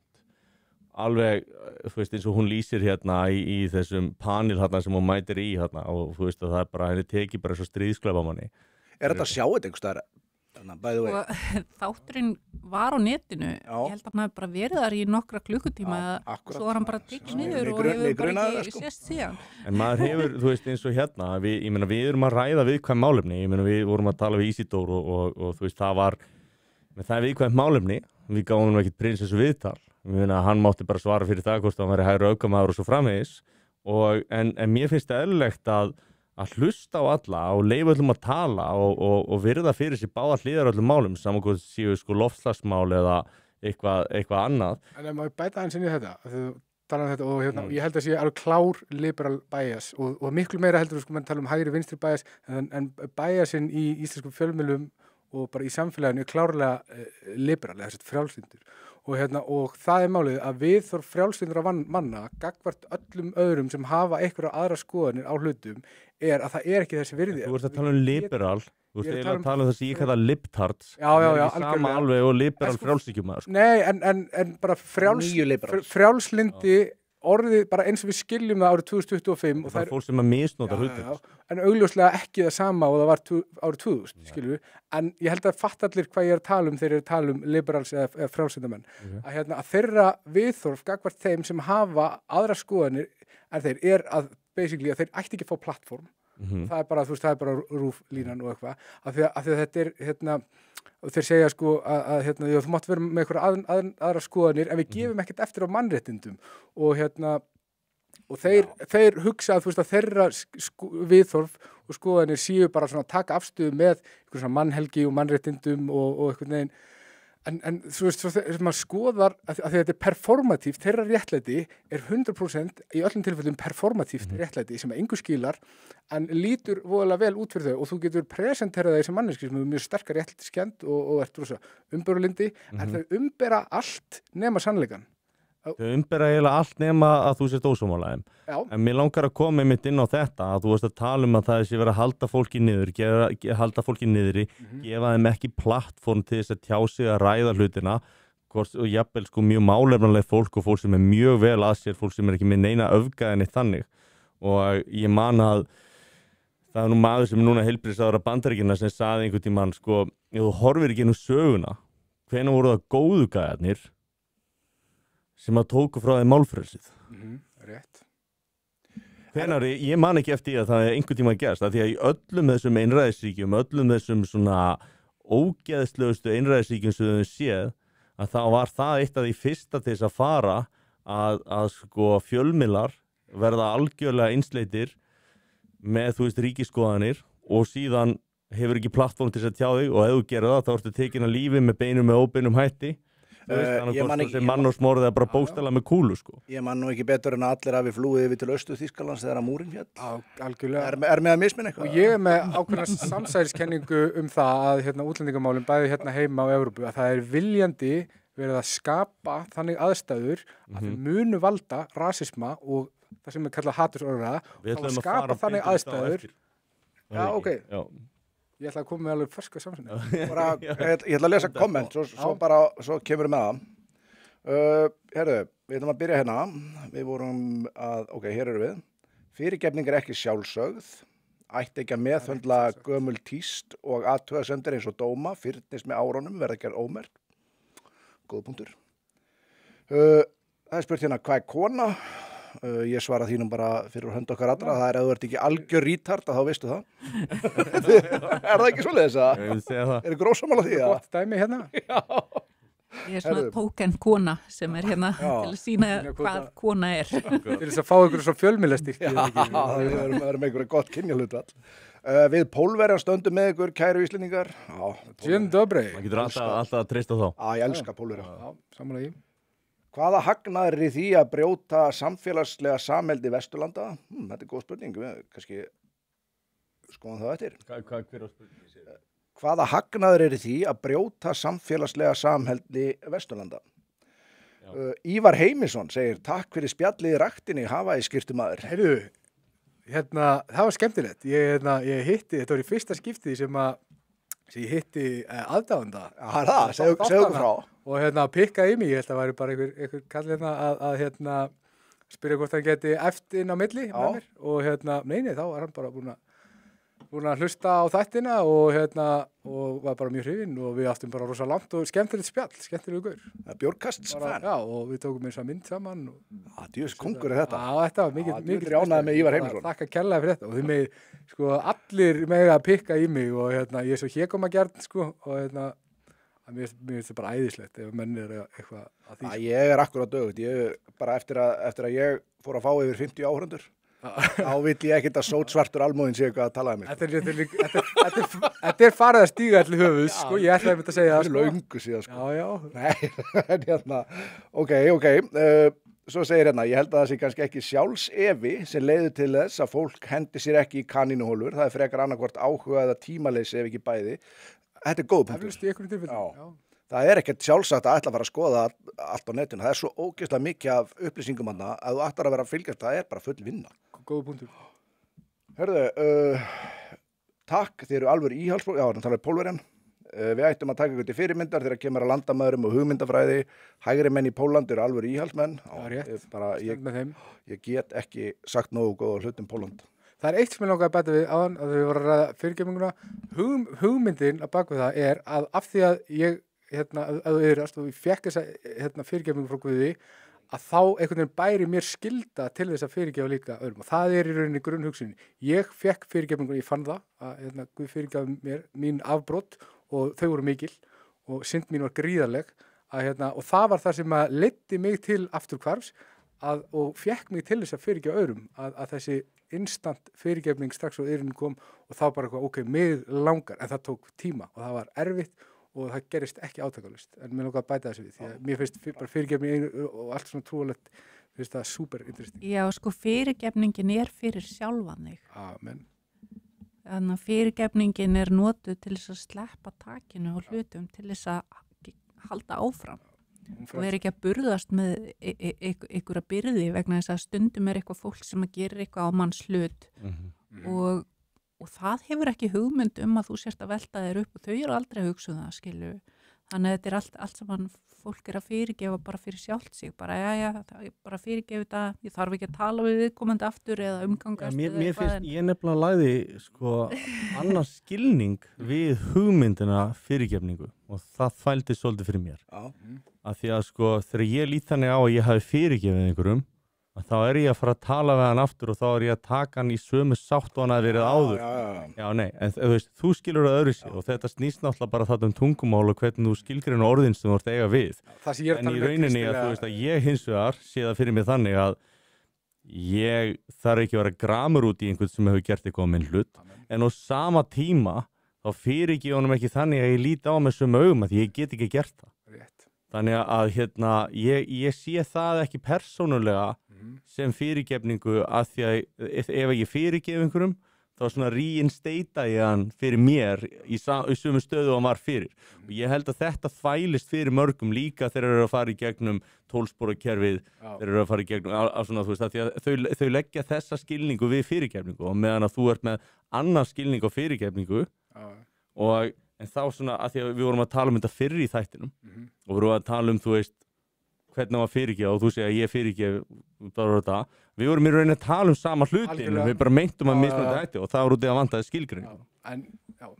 Já, þá ertu bara að elska þetta fólk úr fjarlægð. Maður gera það þannig maður elska það bara úr fjarlægð. Það besta sem ég lesi að burðast með reiði og hatur er eins og að drekka eitur og ætlast til einhver annað þjáist. Það er líka mjög hörð reikning í Rómarbréfinu, ég man ekki hvernig nákvæmlega þetta er en þegar við byggjum og knýjum á fyrir óvinnum okkar að þá erum við að safna glóðum á höfuð þeirra og ég hef upplifað þetta raunverulega gerast gagnvart þeim sem hafa reynt að gera mig minn og bara takk Jesús. Síðastar áfram konur, nú eru það Jesús. Brynjar segir, Aldrei hverju maður að vona frá Sverri. já, það er allt mögulegt, Sverrir er maður fólksins. Já, Hérna, nema á Twitter. nefn á Twitter, þá er hann algjörlega maður fólksins, bara ekki rétta fólksins. En, já, svo segir hérna Bobby Fischer, gaggríti fólkið sem bannaðar að gaggrína.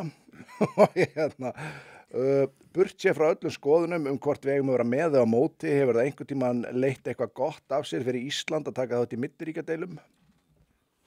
Já eða nei? Er þetta svo einfalt? Mér langar nú að þú þekkir nú kannski lögin, en við náttúrulega eigum að vera með hlutleysi samkvæmt lögum. Það eru bara sérstök lög sem kveða á Hlutleysi Íslands og það er mér að segja refsivert að taka afstöðu sem að setur ýmislegt sko í rosalega sérstak, þú veist ég meina eins og við tókum afstöðu til Úkraínu stríðsins, þú veist þetta ásér ekki.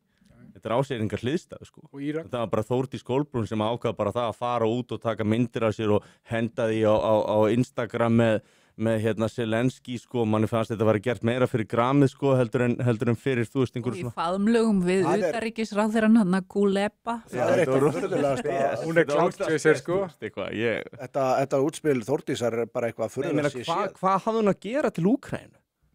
Af hverju eru við að borga skotfæri? Við erum herlaus þjóð. Við höfum basically verið svona eins og Sviss, við höfum verið hlutlaus og þess vegna gengdum við mikið á til dæmis, við Ísland höfði Reagan, Gorbachev, afvopnunarsamningarnar og kjarnavopnum sem voru gerir, ég man ekki hvernig það var, 89 eða eitthvað, cirka bát, kannski eitthvað aðeins fyrr.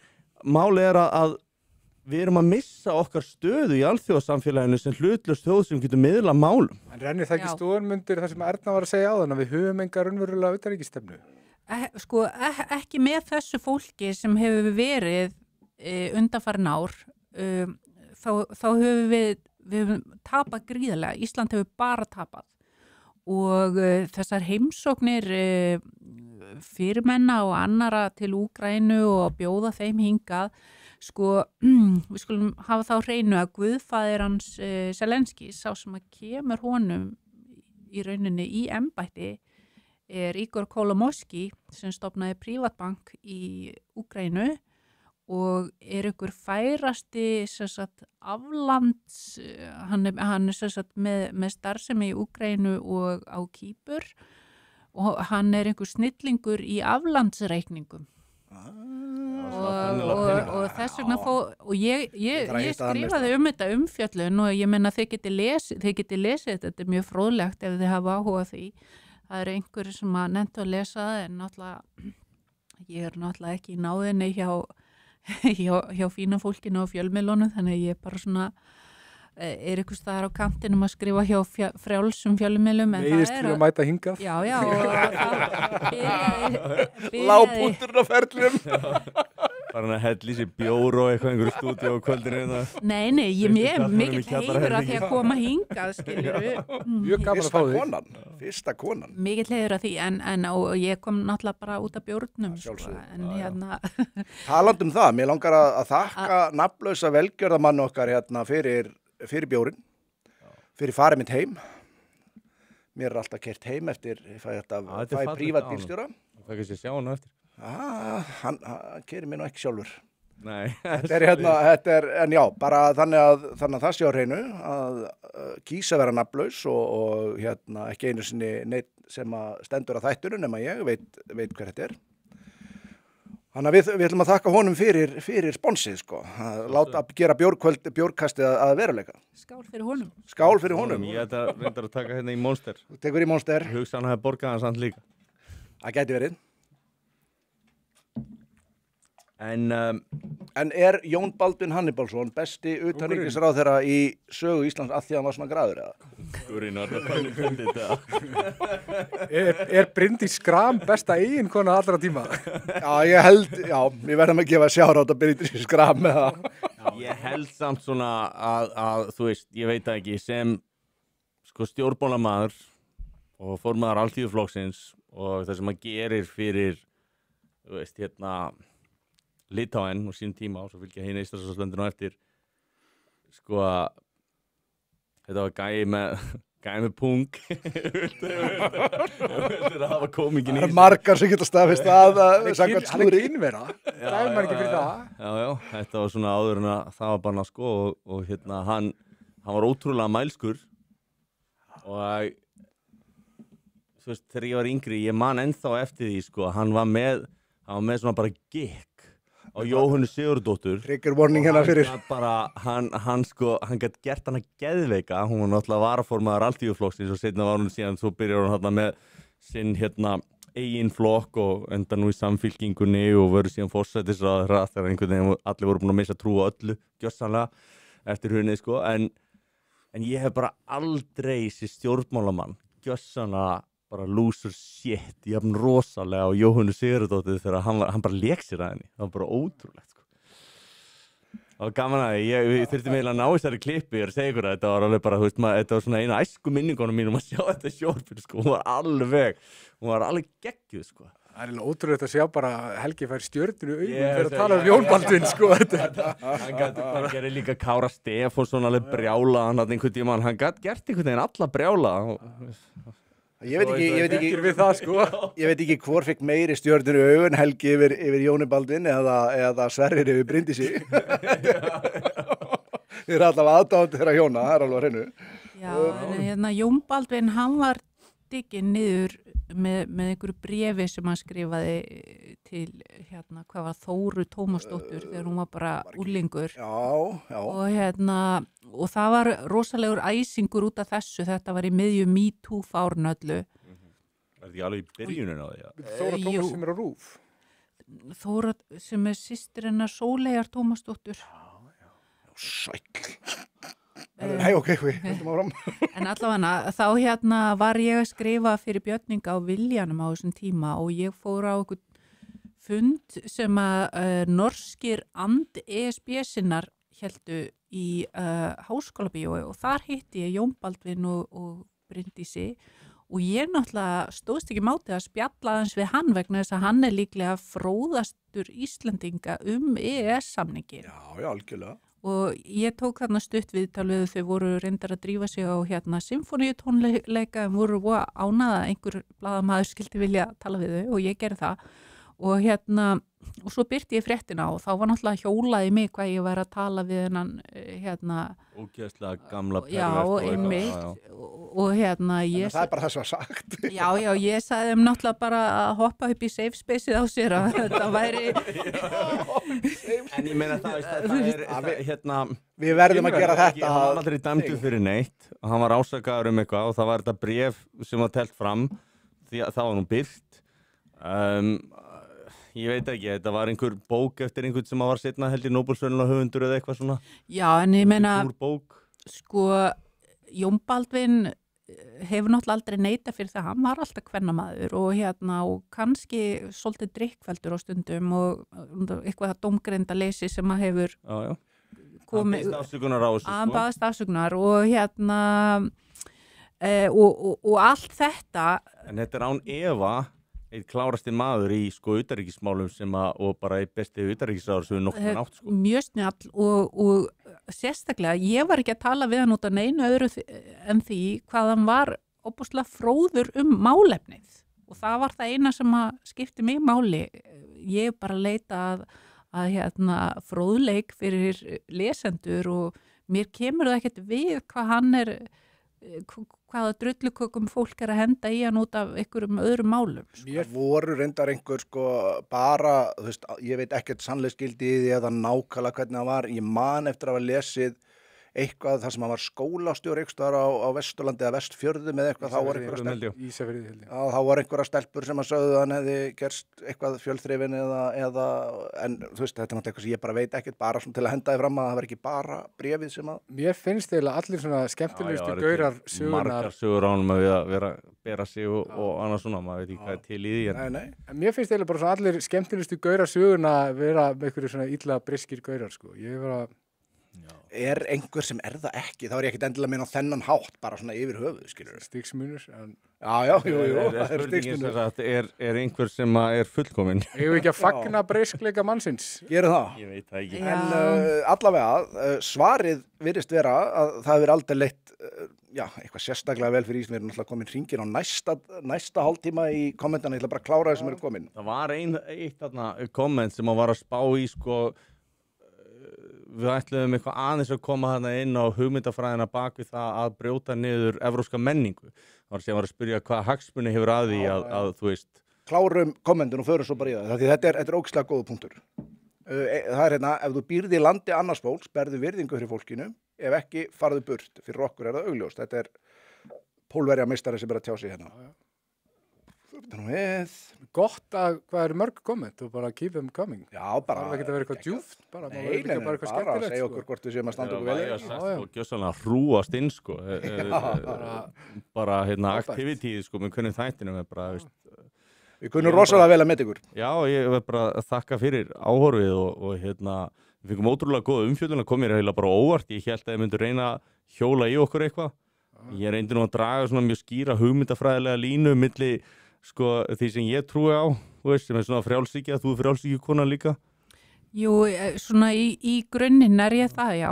Ertu hægri öfgamæður?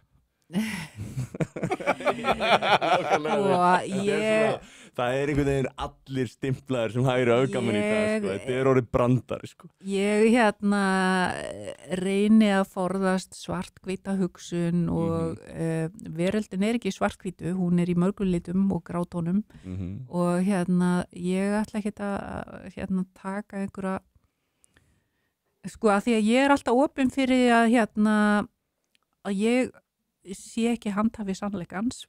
Nei. Ef til vill sé einhverju hlutir sem að ég er ekki búin að skoða og það er bara verið mín reynsla. Wow. Ég hef að skipta skoðun eftir að ég hef verið. Það kunnum við ekki að meta einhver sem er ekki tilbúin að segja að vita allt. Þetta er mjög óvenjulegt. Og það er alveg bannað að skipta skoðum. Snorri Másson, sko, hann var áður fyrir. Það er líka bara ágætis regla að vera sammála RÚV. Þeir eru náttúrulega kyndilberar sannleikans. En það var eins og hann hefði sko farið úr vottum Jehóva. Já, með viðbröðin. Sko. Já, það er svo er líka sko, það er svo mikil harðlína í öllu, sko, það er eitthvað svona harðlína og... Við ætlum að tala um þetta polarization á hann, af hverju eru, þú veist, þessi gjá, við fórum út í eitthvað annað, það er svona létt ADHD hérna í hópnum og þú veist, og það er þessi polarisering, það eru, þú veist, það eru innflytjendamál, þú veit annað með á móti, það má ekki vera með einhver svona skynsamlega, svona middle ground. Allir núansar hunsaðir. Sko, já, veist, og bara það er svo mikið gegn sama með loftslagsmálin, þú veist, getur við verið öll sammála að draga mengun, en kannski ekki endilega, þú veist. Sko, ég hef verið innflytjandi í öðru landi í 9 ár og og svo þekki ég alveg svakalega mikið innflytjandum og er að vinna með þeim og ég bara aldrei hitt bara harðduglegt og gott fólk og ég þekki bara gott fólk sem hefur sest að á Íslandi. Á móti kemur þá þarf auðvitað að ræða ákveðna hluti á yfirvegaðan hátt og það er til að mynda eins og hvort að innviðnir okkar þolið þetta, hvort að þeir sem eru að fleti fyrir séu sáttir við allar þessar miklu breytingar sem eru að verða, hvað verður tungumálið okkar og svona, það má tala um þetta án þess að það má líka bara tala um þetta með skynsum og hætta þess að stimpla rasista sko. Það er bara að challenge ykkur bæði með þetta. Af hverju má þá ekki tala um þetta? Samkvæmt sumum. Af hverju verður að vera á annarkvort einni línu eða þú ert bara retard? Já, það sem ég sé gerast er sko... Eða verra, þú bara vondur. Og jafnvel þegar fólk reynir að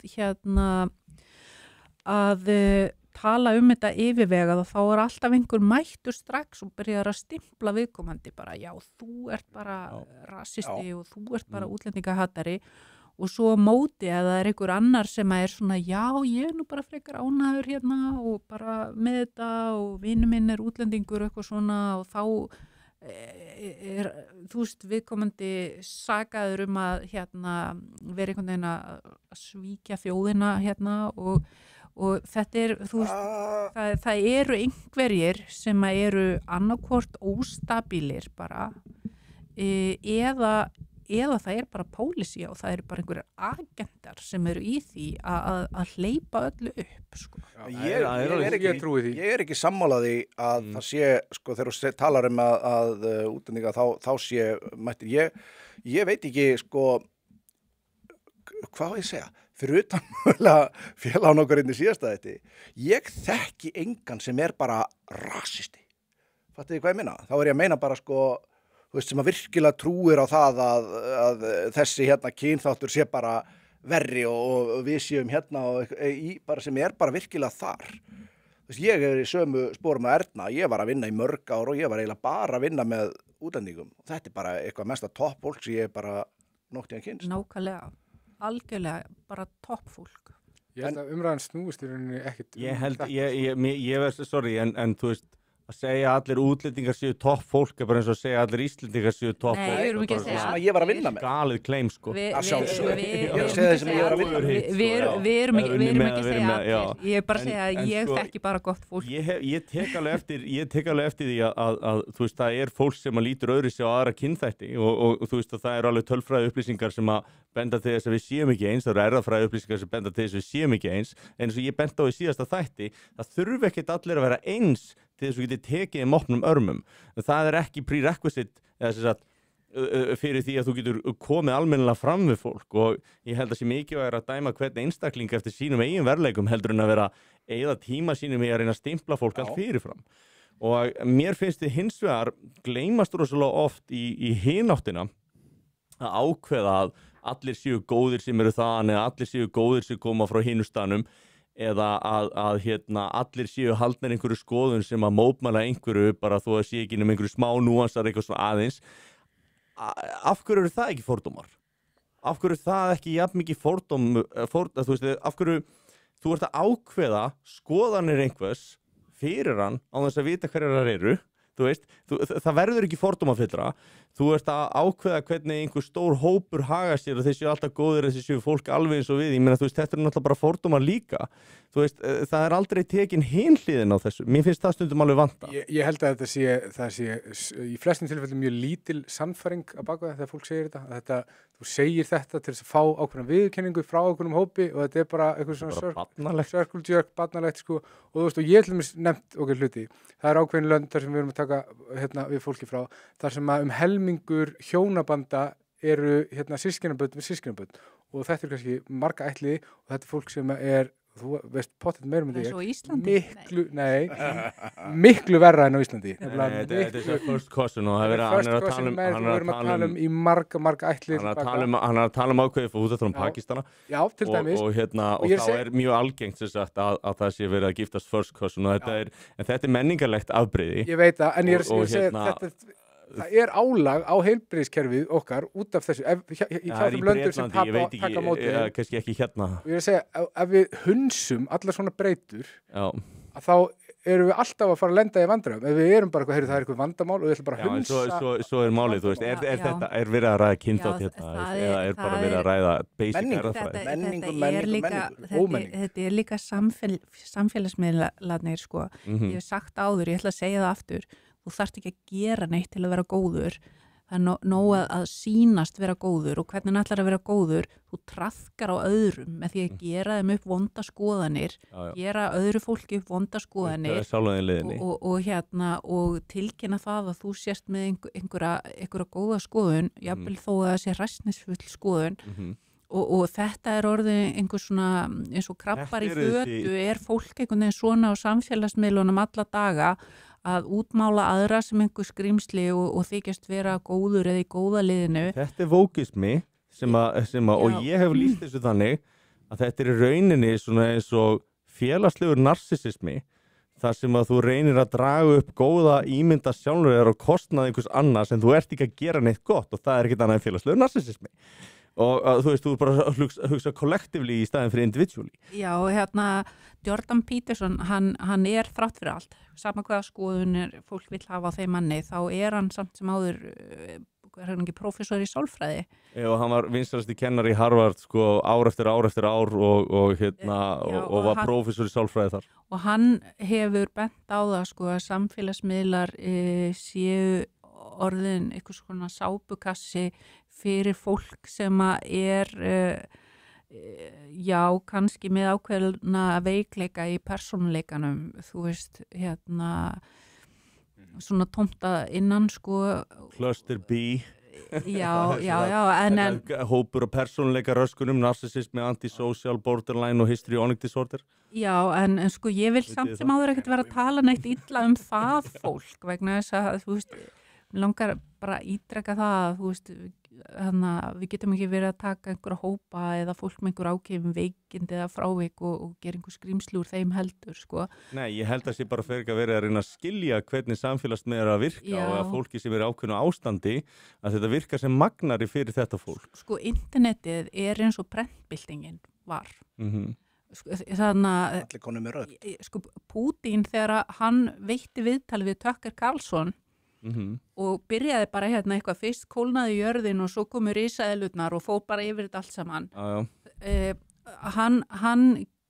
Það sem hann gerði var að segja bara þið þurfið að vita eitthvað söguna og bakgrunnin og fyrir þá sem kannski þekki ekki viðtalið hjá Tucker við Putin, að þá byrjaði Putin sem sagt á því að fara í gegnum alla sögur Rússlands. Já, hann gerði það og það er mjög mikilvægt vegna þess að saga, sérstaklega saga Rússlands, hún er bara ekkert kennd og það eina sem við fáum að vita frá Rússlandi, það er verið að sýna einhverja svona myndir af einhverjum brútalisma byggingum í svarthvítu og einhverju fólki að betla út á götu.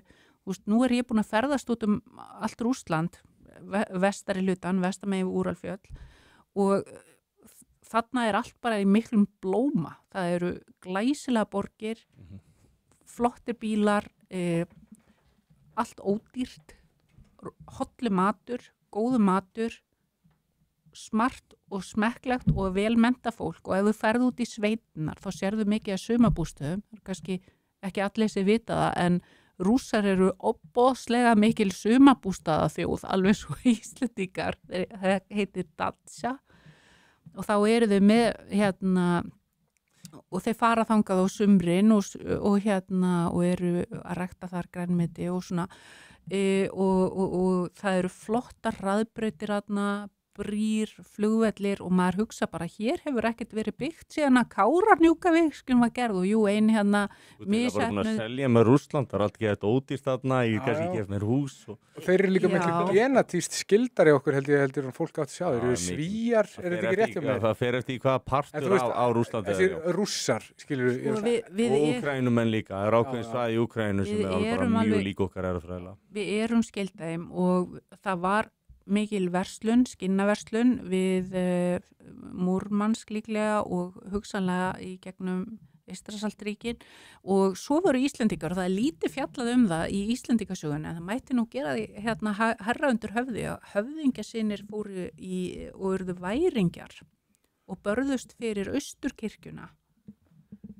og þeirra frægastur er líklega Bolli Bollason, ég held að hann hafi verið sonur Guðrúnar Ósvífursdóttur og hann þótti glæsilegasti maður Íslands þegar hann kom tilbaka hlaðinn gulli og gersumum og launum frá kóngum og eflaust einhver ránsfengur. En til þess að skilja sögu Evrópu og Rússlands þá þarf maður eiginlega að lesa kirkjusögu. Kirkjusaga er Við ætlum að koma þess inn á kirkjuna eftir, þannig að mér langar að byrja að býða nefnilega aðeins með þetta. Hann Sverrir nefnilega vildi aðeins koma inn á það, við ætlum að eiga það aðeins og eftir. En við erum samt ekki búin að svara algjörlega þessu með polarisýringuna. Nei, en ég er heldur ekki tilbúin að sleppa þessu með Vóki þegar þetta kemur inn á polarisýringuna.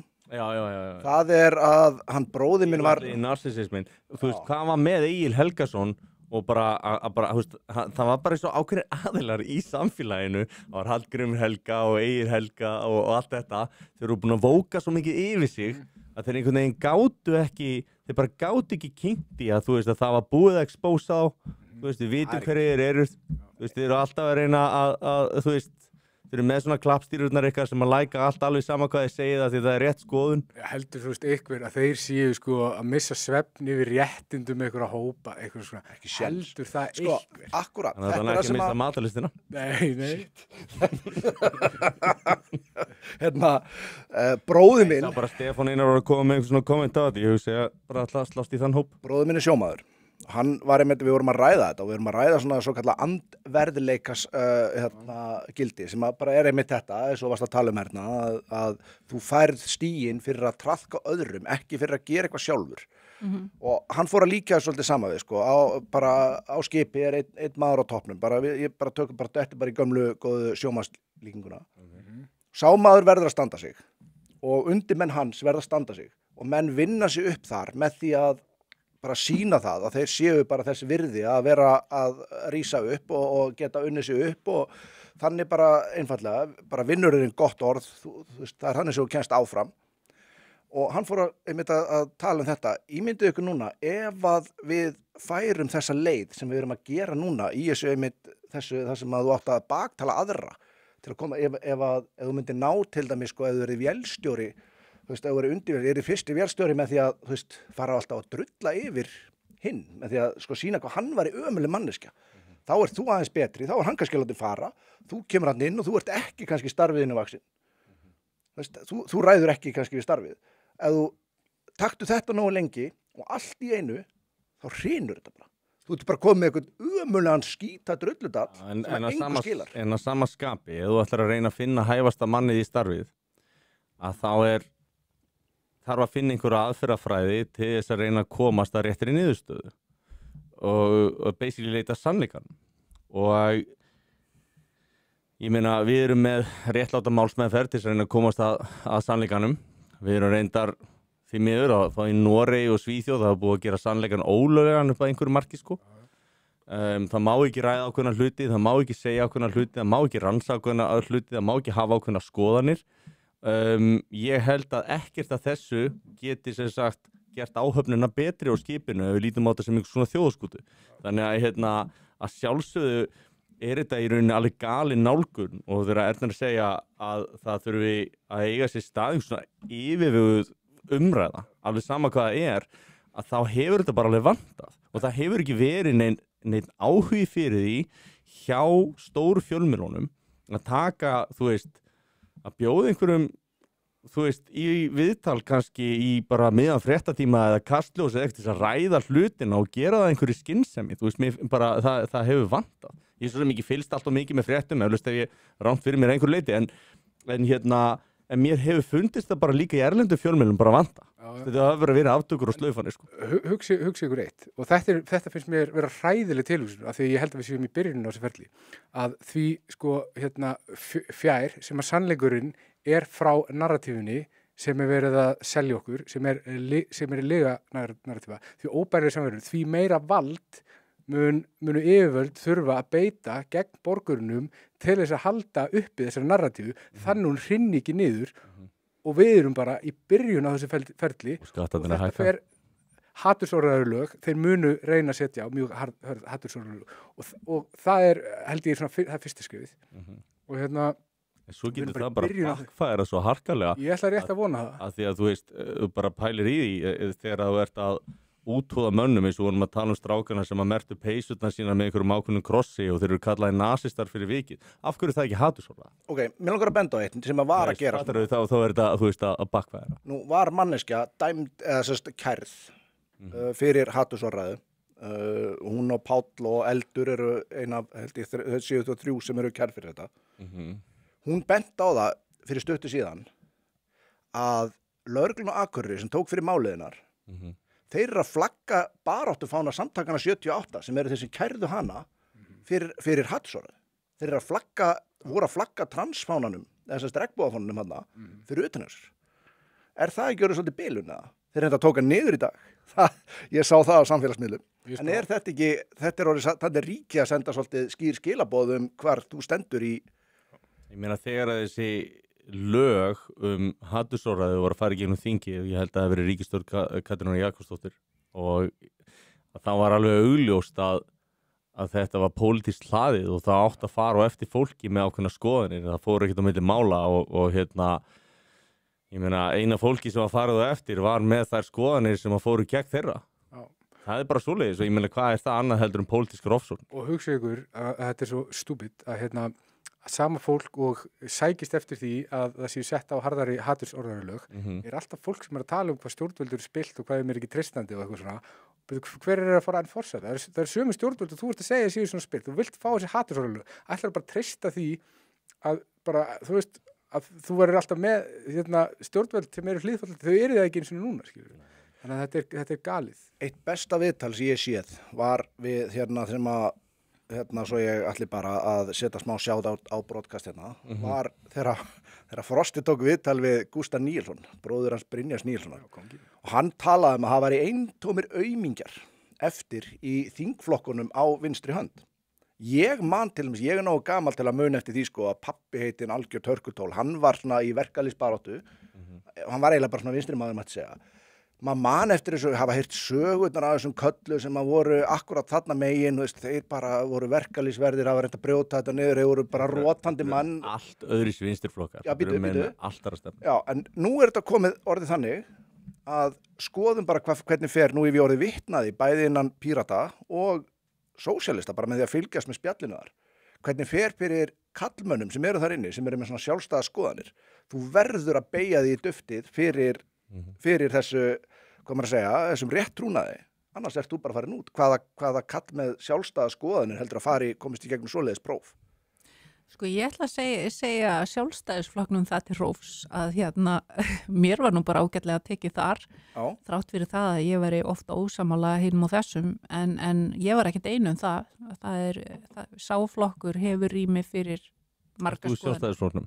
Ég var það, ég færði mig yfir í miðflokkin og það var meðal annars út af Úkraínu sukkinu sem að, sko, ég hugsa að það mál gæti bara gengið frá sjálfstæðisflokknum, bara gengið af honum dauðum, sko, meðal annars út af hlutleysi Íslands var bara kastað út í hafsauga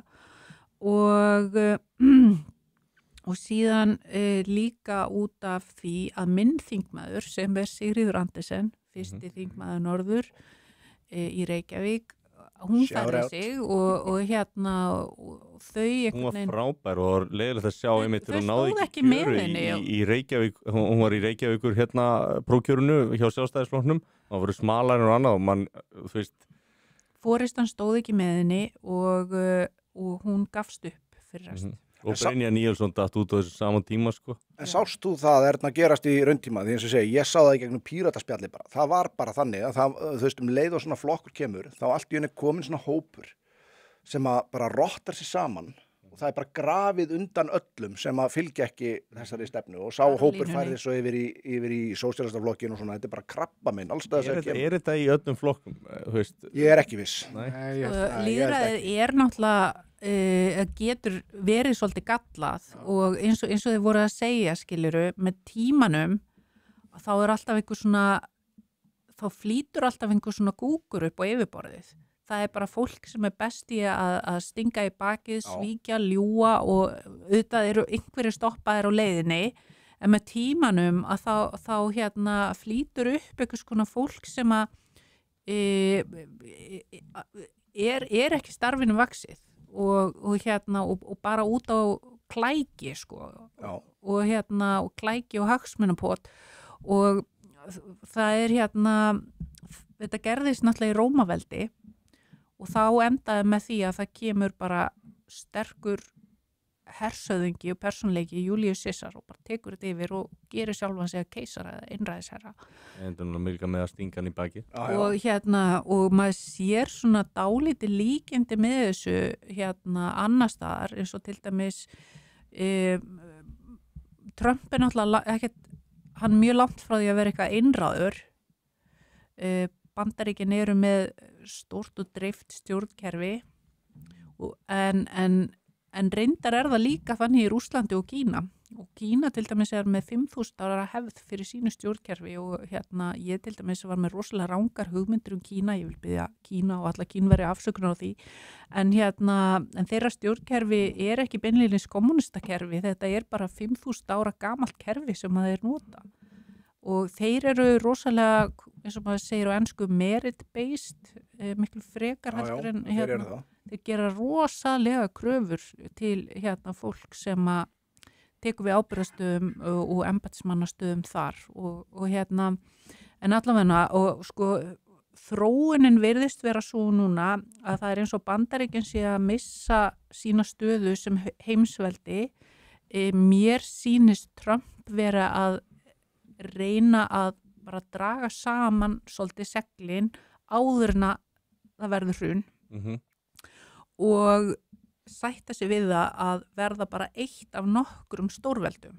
Þá erum við að tala að það verði Bandaríkin, Rússland, Kína, Indland, hugsanlega Brasilía og panikið í Evrópu út af því að sko Bretar og Frakkar til dæmis og Spánverjar kannski eða eitthvað, lönd sem að voru áður heimsveldi og stórveldi, þau eru bara svona, já, hvað verður okkur? Og þess vegna eru ákveðið fólk innan Evrópusambandsins sem að ætla núna með góðu eða illu bara þjappa, bara taka Evrópu bara eins og eitthvað svona leirköggul og hnoða úr Evrópu einhvers konar United States of Europe. Já, þá að verða til svona einhver vikt þarna líka sko, þarna verði til eitt stórveldi í viðbót af því að sko, þetta eiginlega kenning sem svara pínu lítið spurningunni sem var spurt áðan sko hvaða hagur að því að þinna út menningu landa, þess að þú getur ekki gert á þess að þinna út menninguna að samræða með þessum hætti. Það góð punktur. Þess það alltaf að gegn hvort öðru. Fyrirgeðu. Já, þannig að það svona eitthvað panik í gangi, það að fá bara einmitt þá að reyna bara svona að hnoða saman úr Evrópu og Evrópubúum einhvers konar identity, bara nýtt, þú veist. En ég hef áhyggjur af þessu, ég hef áhyggjur af, sko, núna vilja þeir bara, því að þeir eru að fara á hausinn, þá vilja þeir búa til stríðshagkerfi til þess að bjarga sér frá því að fara á hausinn, vegna þess að þú setur í gang stríðshagkerfi bara svipað og Bandaríkin gerðu í seinni heimsstyrjaldi eða Hitler gerði áður, að þá fyrir alltaf stað, þá fá allir vinnu og svona og verður nóg að gera sko og svo ætla þeir að fara í stríð við Rússland nema Evrópubúar eru ekki að fara í stríð fyrir einhvern ESB-fána. Það engin, það ekki nokkur maður að fara að deyja fyrir einhverja skrifstofu í Strasbourg eða Brussel. Nei. Þannig að þetta alveg dálítið vesen, sko. Erum við þá að horfa... Þetta konsept Evrópuherinn sem að þær stöllur í ríkisstjórninni hafa verið að styðja er náttúrulega bara gjössanlega fucking galið. Þetta bara, þú veist, þetta bara, þú veist, þú þarft að hafa sko engan sans fyrir því af hverju kallmenn myndu standa saman og af hverju þeir myndu berjast. Þeir myndu gera það fyrir fólki sitt, þeir myndu gera það fyrir sitt landa því að þeim var í augrað, þeir eru ekki að fara að gera það eins og segir fyrir einhver fána í Brussel eða París eða... Ég meina sjáu það fyrir ykkur að menn sé að fara og fylgja sér undir bláa Evrópusambandsfánanum með stjörnunum og einhverja skrifstofu í Brussel eða Strasbourg. Bak við einhverjar konur sem alltaf að tala hvað kallmenn eru vondir og eitra kallmennsku og bara eitthvað svona, þú veist, allir sem eru að fara í stríð sjá svona konur og bara svona basic feminista kellingar og þeir fokkin hata þeir sko. Það er líka svolítið fyndið að sjá alltaf þegar kemur upp eitthvað alvöru vandamál hvernig þetta gjössanlega deyr allt bara samstundis. Í Rússlandi, þegar þú nú verið mikið þar, þá skilst mér að það sé svona orðatildæki sem segir að feminismi deyji á þriðju hæð í stigagangi þegar þú ert að halda á þvottavél. Við sjáum hvernig afganskum konum tekst að viðhalda feminisma í landinu þegar það engin kallmaður til að bakka þær upp. En erum við sem þá að nokkurn veginn segja það að heimurinn sé að fara til fjandans að við getum ekki saft þroska eftir kommunistum að halda kjafti það? En ég meina það sem að mér finnst svolítið áhugavert að þetta er minnstur sem ég pikka upp líka og það er að hún er að tala að þetta er stríðsundirbúningur og stríðshagkerfi og við erum að sjá 5% frá NATO-löndunum að verkri þjóðarframleiðslu og við erum að sjá jafnvel meira sem er bætt við að Evrópusambandinu líka. Þetta eru gífurlegi fjármunir við sko Það ekkert sko frá því ábyggilega bara frá því seinni heimsstyrjöldinni sem hefur farið í svona mikið stríðsundirbúning, en það náttúrulega líka út af því að við vorum að draga fætunar okkar með kannski 1-2% sko, ekki, það var mandatory 2 sem að enginn gerði og Trump var að tala fyrir því. Fólk sér í dag að það var ýmislegt til í að þurfa að efla varnir, en Rússar ég las á Institute for Study of War sem er náttúrulega hallar mjög mikið og bæjast að Bandaríkjunum, en það er svona þeir greina stríð í Úkraínu og Íran og þú veist öll svona helstu stríð. Og það haft eftir einu hæst setta ráðamanni í Rússlandi að þeir séu að undirbúa sig og eru búin að ráðstafa fé allt til ársins 2036 í að undirbúa risavaxi stríð. Bara heimsstyrjöld. Og það bara, þú veist að þeir eru ekkert að fara í kringu það. Og við erum að sjá í Evrópu, það var Financial Times birti grein það að höfnin í Antwerp sem mér skilst að sé eins og stærsta í Evrópu sé búin að reynsa eitt ákveði portar til þess að taka við herdeildum sem að segja manni það að þú veist að geta tekið við einni herdeild á viku, ég veit ekki hvað það er í tölum, en ef þetta er einn stærsta höfn í Evrópu þá það er bara alvöru undirbúningur í gangi og ég held að þetta sé alveg gríðarlegt áhyggja. En til hvers er þetta allt saman? Það er ekki að flexað. Já, sko, ok, ég meina eins og Rússar eru bara, þeir ætla að vera reiðubúnir ef á það er ráðist. Þeir eru núna búin að vera einir að berjast við bara allt NATO, skiluru, í Úkraínu. En hvað er í gangi núna? Ég sá ekki að benda á hversu margir kvenkins leiðtogar og komni til í Evrópu og þetta er sérstaklega kvenkins leiðtogar einhverja svona minni þjóða. Þetta er stríðsóðasta fólki sem hún finnur. Þær eru alltaf til í að bakka allt svona upp. Er það vegna þess að bara þær get ekki sagt mönnum að halda kjafti eða eru þær bara til í stríða því þær þurfa ekki að berjast eða hvað? Ég held að séu ófærum að skynja þungan í þessu málumni. Ég held að bara skilji ekki heldur hvað þýði að vera að hóta öðrum og vera með einhverja gangstarstæla eins og Þórdís var að sína Pútín, bara líkuðu bara að segja honum að fokka sér sko og bara aurónum. Vokaði sendir á þenni í Moskvu. Já, hún gerir nú margt annað en það og hluti sem hún sagði og orð sem hún lét falla og þetta var gríðarlega gróft og maður, þú veist þetta, Já, þetta er bara manneskja sem kann sig ekki og hún er ekki diplomat. Hún er ekki það sem er kallað statesman. Hún hefur ekkert að þessu og þetta er bara afleiðing af því að taka konur og setja þær í einhverja stöður bara því að þær eru konur. Þetta er nákvæmlega afleiðing af því og bara takk fyrir að segja það því að ég gat ekki gert það. Og það færðu bara einhver svona meðalmenni sem að hafi ekki opnað bók, sko. Þetta er bara nákvæmlega vandamáli. Ekki bara bók. Allar einhver að segja mér að til dæmis sko, nú veit ég það. Ef að ég myndi labba upp að Helga og segja við hann ákveðin orð. Bara það er svona viss lína sem að við höfum í mannlegum samskiptum. Jordan Peterson tala mikið um þetta og svona. Það er ákveðin lína sem við höfum í mannlegum samskiptum sem að mun greinilegri virðist vera á milli kallmanna. Við vitum það bara, þú getur labbað, þú getur sigta út næstu hvaða kallmann sem er. Þú veist hvað þú átt að segja til að vita það að þú þarft að fara að verja þig, líkamlega. Ekki satt? Segja eða gera, já. Segja, já, eða gera. Þú veist, þú getur ekkert labbað upp að einhverjum, þú veist, kallmannum svo bara, heyrðu, mamma henni hóra, sko. Þú veist það bara að, þú veist, þú skalt búað undir að þú fáið hnefa í andlitið, sko. Menn hafa svona ólíkt mikla tilfinningagreind varðandi svona til þess að greina hvað er hægt að segja og hvað ekki í samskiptum. En þú veist, það er svona endur rétt hjá þér, sko. Er það að þú sitt ekki að gera þá bara grein fyrir því að það sem þú ert að segja verður til þess að það verði afleiðingar að því? Ertu að meina það þannig? Ég held að þetta sé svona sambland bara eins og hún segir. Þetta er bara einstaklingur sem komst ekki að verðleikum í þá stöðu sem að hún hefði átt að þurfa að fara í gegnum og þú veist að fara í gegnum eitthvað svona vetting og svona eðlilega, eða þú veist að einhverja svona eðlilega kríteríu, sko. Sko ég ætla ekki að taka undir þá gagnrýni að konur get ekki verið leiðtogar. Ég var ekki að segja það. Ég er sammála því. Það er sumir segja það. Ég er ekki að saka ykkur um þig. Ég er sammála þessu. En það hafa verið góðir leiðtogar.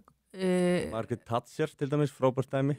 Já, hún var hæfur leiðtogi og það var borin virðing fyrir henni. Sem sagt ekki endilega heima fyrir en erlendis, þá var það gert. Sem sagt Sovjetmenn báru virðingu fyrir henni og tóku mark á henni sama hvað má segja hana, náttúrulega má Argentínumenn þurftu að gera það líka. gagnrýna fólk í valdastöðum, Það er ekki mikið val. Það er alltaf, ég vil nú ekki alveg, síðan Elisabeth I, Bretadrottning, hún kom Bretlandi á kortið sem stórveldi, sigraði spænska flotan sem var þá öflugasti floti heims. Geggjuð orusta, bara lesa hana ef þið ekki búin að þið. Og Flótafóringi og svo náttúrulega Olga af Kív. Svo við reynum nú að vera sangjörn við Úkraínu líka. Áfram konur. Áfram konur. Ég segi það. Og Katrín Mikla og það eru en það eru ekki margar en það oft það þannig, sko. Nú ætlum ég að segja, sko, lýðræðið er með galla og gallin er yfirleitt að það svona versna með tímanum og svo líður undir lok og svo gerist eitthvað. En áður þá voru aðalsmenn sem voru leiðtogandir og þeir höfðu sannað sig áður í orrustum.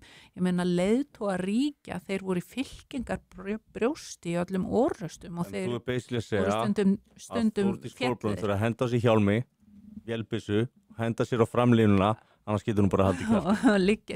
Líka í skotgröfum og borða dósamat. En Það hefur ekki gert síðan að Albert I í Belgíu barðist hlið við hlið hermönnum sínum þrátt fyrir að vera sagt að gera það. Ég langar að koma samt aftur upp, spóla tilbaka og fara inn í Úkraínu því að þú veist, hvað ætlaði þær að gera? Þú veist, þetta er svolítið stórt mál, þetta er, þú veist, nútíma og svo við sem ekki fara allt og langt aftur í sögunni, en við erum að tala að staðan á vígvellinum er þannig að Úkraínumenn eru búin að missa alveg gríðarlegan fjölda og það er miklu meira heldur en Zelenskí og þeir hafa sagt, þeir hafa logið til mannfallstölur og það hefur komið fram í gögnum sem hafa lekið aftur og aftur og aftur og við erum að tala það að núna er búið að breyta herskildu ákvæðum þannig að þeir eru farin að taka menn sem eru sko nánast eldri borgarar inn, þeir eru búin að lækka þetta, þeir eru konum í manníkortisku konum með undir 25 ára eitthvað, vildu ætlaðu að fara með hann í 18, það var allt brjálað, það eru konar konur á framlínuna og það er svona sögulega merki það að sko þú ert hættur að geta rótira hermönnum og framlínaðin að fara að kollapsa og ef svo að þá Pútín að fara að leggja undir sig Úkraínu. Málið það að hann stoppaði ekki eftir Luhansk og Donetsk eins og ég hefði haldið að myndi gera.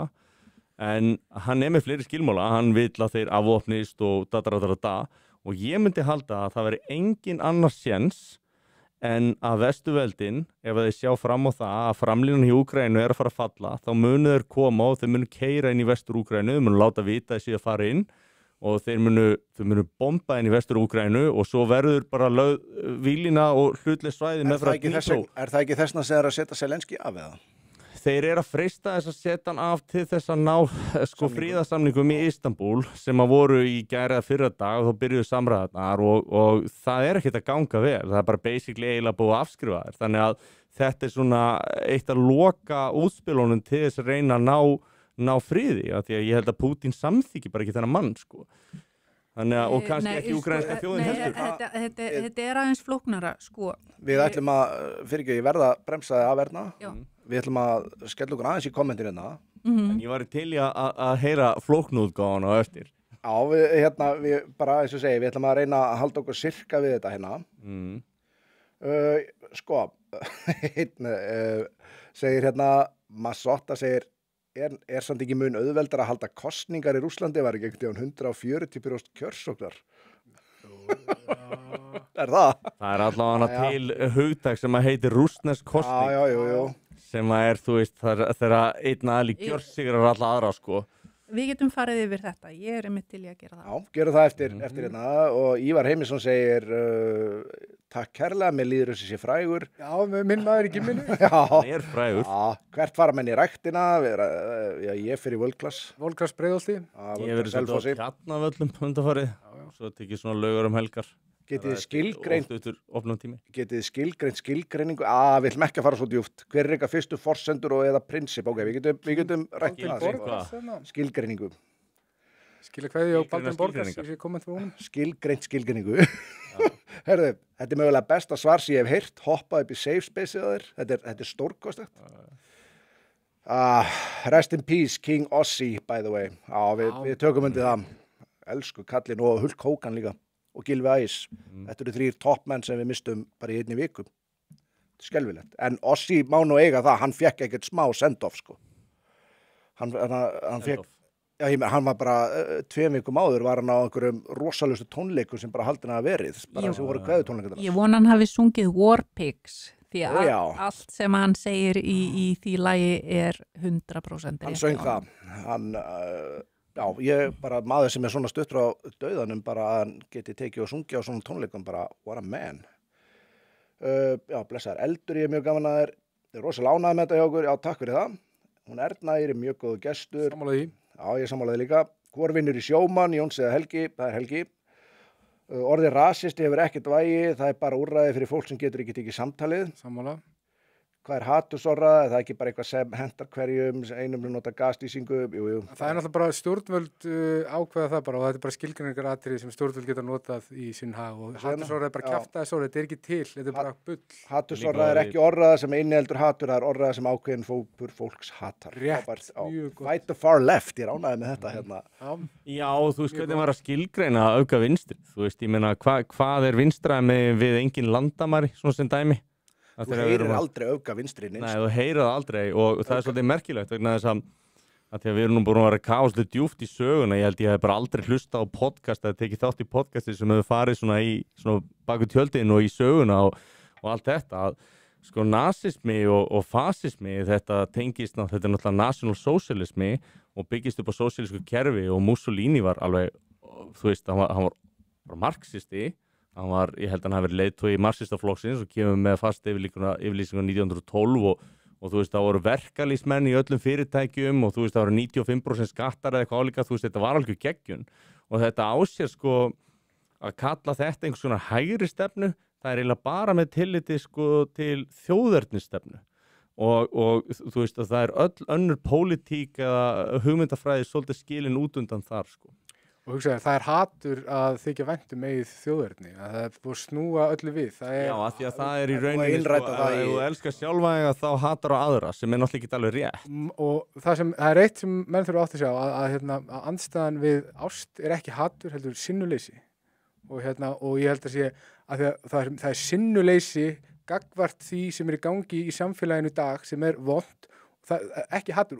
Og það er menn sem kalla sinnuleysið sem þeir hafa, af því þetta eru ræflar og þeir þora ekki að taka afstöðu og þeir kalla þetta umburlindi en það sem þetta er sinnuleysi og þetta er andstæði við ást, þeim er sama og þeir þora ekki að taka afstöðu það er þægilega að gera það ekki. Hver var aftur með besta kvóta allra tíma þetta sko að morality is often cowardice is often disguised as morality og ég held að sé Friedrich Nietzsche sem að gefa með þetta. Þannig að menn að þykjast vera sko með rosalega háa siðferðisvitund en eru rauninni bara algjör að skræfur og rafgeitur og þori ekki að taka afstöðu og svona, þetta er svona þægileg leið til þess enda og allar helstu bækur eins og þessar ógnarstjórnir sem að voru í kommunistaríkjum og öðru sem að eins og Gulag Archipelago fjallaði mitt þetta að menn, aumingjar sem þú lýsir sem að tók ekki afstöðu, sögðu ekkert þegar að þú veist, hið illa fór á stað hvað gerðist? Þeir enduðu í Gulaginu.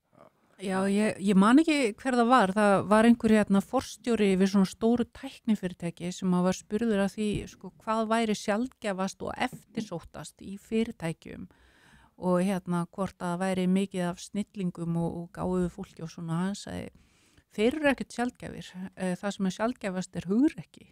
Já. Það er þá náttúrulega greinir maður á milli kannski hugrekki svo fíbldyrf sko sem eru ekki sami hluturinn en það er miklu sjaldgæfara að fólk sé kjarkað heldur en að það sé gáfað eða Ef ekki að segja að þú veist að raunverulegt hugrekkis sé að standa með eigin sannfæringu. Hugrekki er ekki til ef þú ert ekki hræddur. Án ótta er hugrekkis ekki til. Ef þú ert algjörlega óhræddur við að deyja vegna þess að þú hefur ekki til að lifa fyrir, það er ekki hugrekki. Hugrekki er að hætta einhverju fyrir. Og ef þín hugrekki þú veist, fórnin, já. Ef þín sannfæring er í rauninni bara basically, þú veist, það sem að frjálsýttu fjölmiðlarnir segja þessi gott hverju sinni, það það náttúrulega engin sannfæring, það krefst ekkis hugrekkis, en ef við segjum að samfélagið að fara í vitlausa átt og ég veit að það sem ég að fara að segja, ég að fara að fá hatur, ég svívirtur fyrir það, ég trúi því að þetta sé rétt og ég ætla samt að segja það, og mér sama hverju afleiðingarnir eru, ég held að við þurfum miklu meira af svona fólki. Já, við þurfum það og ég held að það sé bara engin spurning. Við vorum að tala á umhverfisstríð og þú varst að koma inn og þetta var svolítið flóknara heldur en mín greining sem náttúrulega sjálfsögðu ofur einföldun. Ég get ekki tala of lengi einu sko, en hvað finnst þér rangt við þessu greiningu?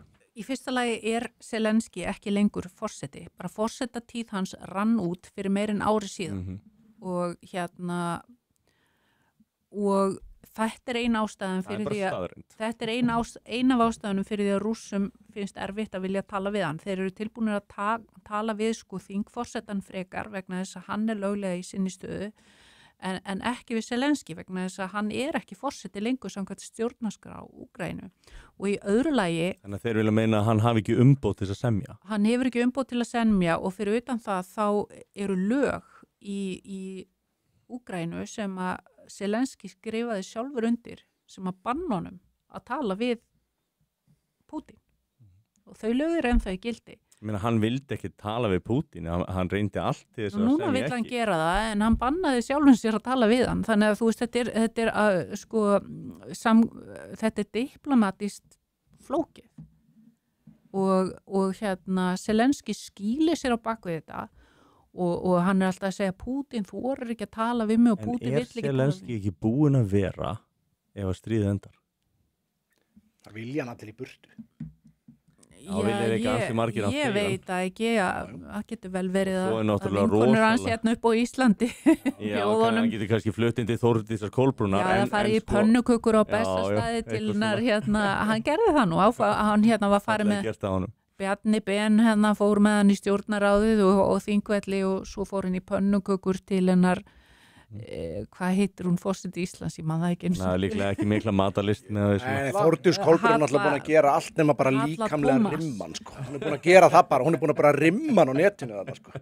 Í byrni Já, svona ágætis samlíking Já, og Katrín fór þarna með einhverja svarta tösku sko, mér leist nú ekkert á þetta og hvar uppblásna sjúkrahúsið það bara hvergi fundist, fauk það út í buskan.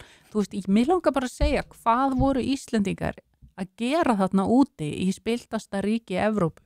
En svo kom líka allar þessar sögur af peningaþættinu og misferðinu sem var í kringum það og Trump stígur nú fram, þetta rétt eftir að Biden stígur frá og stígur frá og náttúrulega kosin burtu og það voru miklar og stóra ásakanir það að hafa verið gríðalegt hann var ekki kosin í burtu, honum var svínað í burtu, mannst ekki eftir þessu jú, og Kamalu var komið fyrir ég ætlaði að koma inn á þess að peningana sem að fóru til Úkraínu og þú veist Musk og Trump og fleiri segja þú veist, hvar eru þessi peningar og Zelenski segja, já, við erum búin að týna þú veist, næstu 100 milljónum bandaríkjadollara og þú veist, og það er svona, já, ok.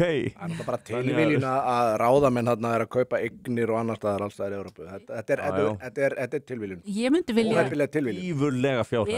Er enginn að halda utan kvitanennar hérna á Íslandi? Hvað verður allar þessa milljarða sem eru að fara að nú? Nei. Það var haldið sérstök ráðstefna í Hörpunni til þess að halda utan stríðskapabætur gagnvart Rússum svo að vera hægt að rukka á eftir stríðið eins og það ætti sér einhvern tímann raunveruleg stóð í bara í raunveruleika og þetta var allt svo heimskulegt og þetta var svo yfir náttúrulegu barnaskapur og heimska og þeir sem að þekkja söguna vita það náttúrulega að það sem að leiddi að annarri heimstyrjöldinni voru stríðskapabæturnar sem Þjóðverjar voru látni greiða eftir fyrri heimstyrjöldina þannig að þú veist, það mætti bara halda að það hefði verið bara gert að yfirlögu ráði að reyna að búa til einhverja stríðskapabætur bara til þess að láta allt fara til fjandans. Versailles-samningur er náttúrulega átt að verða bara eitthvað bara skólabókardæmi hvernig þú átt ekki að það átt að taka þjóð og útilokana en alveg eins og með það að fyrirgefa mönnum sem hafa setið af sér eða þú veist að hafa beðið lægri hluti í orustu að getur ekki refsaði endalaust. Getur ekki. Og þetta endaði með þessum hætti. En við verðum, fyrirgeðu. Ég bara segi ykkur, þetta fólk hefur aldrei opnað bók. Nei, það er bara þannig. Það virðist vera. Það er bara... En ég ætla að slá svona smá, því nú er farið að líða á seinni partinn hjá okkur. þó við séum ekki hætt. Mér langaði að fá, sko, þetta er eiginlega gert sérstaklega fyrir Sverri. Ef við getum fengið upp, hérna, skal ég segja þér tölvuna þess, bara eitt augnablik. Þetta er nýlegt frá hérna rétt fyrir kynningarhelgi fyrir NBA stjörnuleikin. Og það stendur hérna, imagine being an employee at a company that has never turned a profit and showing up to work in these shirts. Og þetta er fyrir ef einhver eru bara að hlusta, þetta eru nokkrar af stjörnum NBA sem eru í bólum sem stendur pay us what you owe us. Þú mátt svissa af myndinni, Arnar. Getur þú nefnt eina konu sem að spilar í WNBA? Hvað er það? Kvenkins Það veit NBA. ekki eins og hvað deildin er sko. Já, okay. Það er sem sagt körfubolti fyrir sem sagt, konur í Bandaríkjunum, þetta er svona deild. NBA er National Basketball. Hérna, Já, ég er bara Stendur svona ennið, er klassísk það- kona, ég hef engan áhuga á íþróttum. Ég er bara svo klár. Hann Shane Gillis. Man ekki hvað aðeins stendur fyrir. Hann, Association. já. Hann Shane Gillis grínisti var nýlega að halda ræðu, hann var sem sagt að hóstaði verðlaunaafendingum, íþróttaverðlauna og hann sagði hérna, þetta verið framan allt í íþróttasamfélagið. Þá segir hann hérna, henni vinkona mín, ég man ekki, hann sagði eitthvað nafn, bara 4-time NBA, All-Star. WNBA All-Star og það er bara mynda á einhverja svarta Allir konu, klöppuðu. allir klappa og svo segir hann, nei, þetta er bara kona vina mín. Ég bara vissi að enginn Hvort þetta gráta og hlátra eða eitthvað. Það bara vissi enginn hver hafði unnið sko MVP sem Hann er sagði það svona bara velunin hjá körfuboltastjörnunum sko. Hann sagði það bara, ég vissi það bara, enginn ykkar þekkti eina einustu konu í kvenna NBA. En það er aldrei skilað hagnaði. Aldrei. Það er alltaf verið borgað með þeim og hverju borgað með þeim? Jú, það eru kallmennir. Og þú veist, og mann finnst það svo skrítið að þið skuldið okkur pening, þetta er svona eins og að vera með fyrirtæki sem er niðurgreitt einhvern veginn af þú veist, einhverjum öðrum og það er upplegað eins og einhverju skuldi sér pening. Ertu að segja þetta sé eins og ríkistarfsmenn að heimta hærri laun eða? Ég er svolítið í hornið hérna. Halda áfram. En nei, þú veist að þeir kannski eru samt sem ára að skapa einhver verðmæti og það mætti færa rauk fyrir það að þau hafa ekki gert það. Þetta er svolítið öðruvísi og sum verðmæti er ekkert auðvelt að meta eins og hvernig ætlar að meta kennarastarf, hvernig ætlar að meta leikskólastarf, hvernig ætlar að meta hjúkrunarstörf, það er ekki beinn ávinningu fjárhagslega að þessu og það getur mjög flókið að reikna, þannig að það er kannski á ekki alltaf við. En hins vegar svo ertu með konu eins og Ronda Rousey sem var í UFC og hún var hæst launaðasti bardagamaðurinn þar og hún var spurð út í það hvers vegna á hvað henni fyndist hún á hvað það væri og eitthvað svona og hún sagði bara hei, ég er að koma með mestu peningan í kassan þess að fæ hæst borga, þetta er ekkert rosalega flókið. Það er bara nákvæmlega þannig. Já, sko þannig erum við að tala um þetta er ekki flókið sko. Þannig erum við að tala um miðasölu og sjónvarsréttindi. Og sjónvarsréttindi. Konur eru góðar í að afla tekna einhvers staðar annar staðar. Það eru til íþróttir þar sem að konur eru fá á að horf, ég meina segjum bara tennis, listans og skautum og ég meina stundum er það eitthvað, stundum er einhver sem er afbragðsgóð og Ronda Rousey sem dæmi. Já, í bardaga íþróttum. Það komið nokkru ekki um UFC sem að fengi alveg brjála áhrif. Já, og í alls konar íþróttum, konur hafa líka verið góðar í póker eða í skák. Það er alls konar svoleiðis en Minna spennandi svona að horfa á skákina live. Þetta er bara svona Fyrir suma.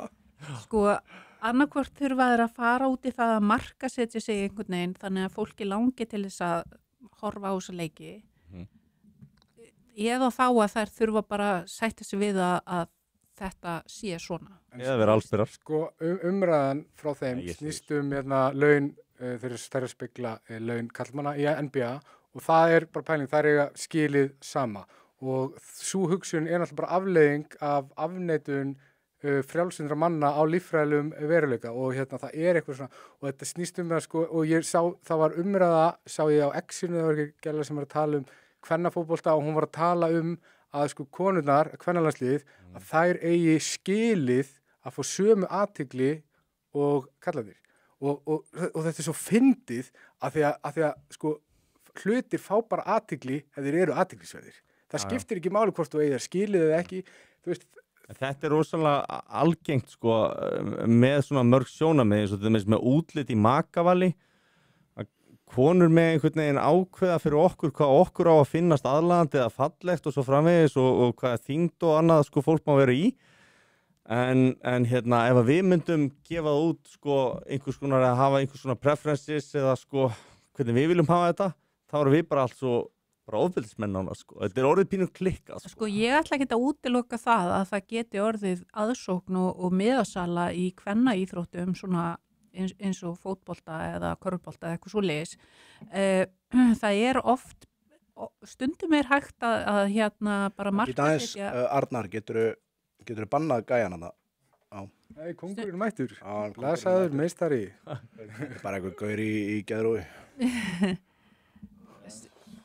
Stundum hægt að hérna að bara selja eða markasetja hlutina á einhvern hátt og vekja athygli fólks á því. Ég ætla ekki að útiloka það. Mér langar að áhugi núna á kvennabolta heldur en var, maður líka eftir því. Mér langar að benda á eitt. Ég var að horfa á íslenska landslið, kvennalandslið í fótbolta daginn, hann vildi sérstaklega skipta yfir, þú veist, og með... Nei, sko, ég ætla að segja ykkur, ég fekk með TikTok hérna fyrir eitthvað 1-2 árum síðan og það var út af því að ég bara búin að vera með sama make-upið síðan in the 90s og ég var bara, ég hef heyrt að séu hérna make-up-vídeó á TikTok en svo bara alls konar skemmtilegt á TikTok og ég bara mæli með að fólk tekja á því, þú veist, ég náttúrulega Generation X hérna, orðin svolítið gömul en hérna og þá fór ég að sjá að fólki að takast bara með frumlegheitum að vekja áhuga fólks á alls konar furðulegum hlutum sem að verða hérna vinsælir og ég er ekkert að segja hvernig íþrótti sé eitthvað furðulegar en hérna ef fólk einhvern veginn frumlegt og gerir eitthvað sniðut þá ekkert útilokað að það sé hægt að auka miðasölu. Ef að hlutir eru áhugaverðir það getur aldrei neitt sagt sko. Það verður að benda á eitt hlut þarna þegar kemur að NBA eða hvernig NBA það er komin stjarnan, hún er Caitlin Clark. Hún er búin að sko, bara sem dæmi, núna stjörnuleikurinn þegar hún meiddist núna fyrir nokkrum dögum og miðaverði fjall 60% á stjörnuleik, af því hún er ekki með, af því að þau vissu það að áhugin er þið engin. Þetta er hvít kona sem kemur inn í NBA, hún er búin að fá svo drulluna yfir sig vegna þess að það er eitthvað svona, þú veist, bitch fight öfund, þessar konur sem eru alla vinkonur, þær keppast, hún var að niðurlega vinkona mín og hún fæk bara olbúa skot í smettið og eitthvað svona bara í næsta leik út af einhverju svona. Þær eru að eyðileggja mannesku sem er að lyfta allir í deildinu upp. Hún er búin að auka áhorfið á kvennakörfuboltanum næstu 200%.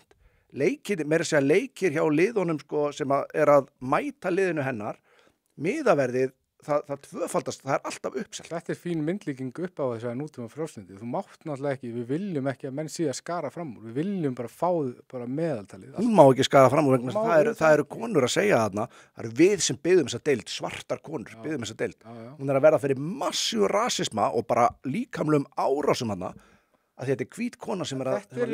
Þetta er nútíma liberalismi kjarnaður á nokkuð fínan máta, sko. Það segir og saman.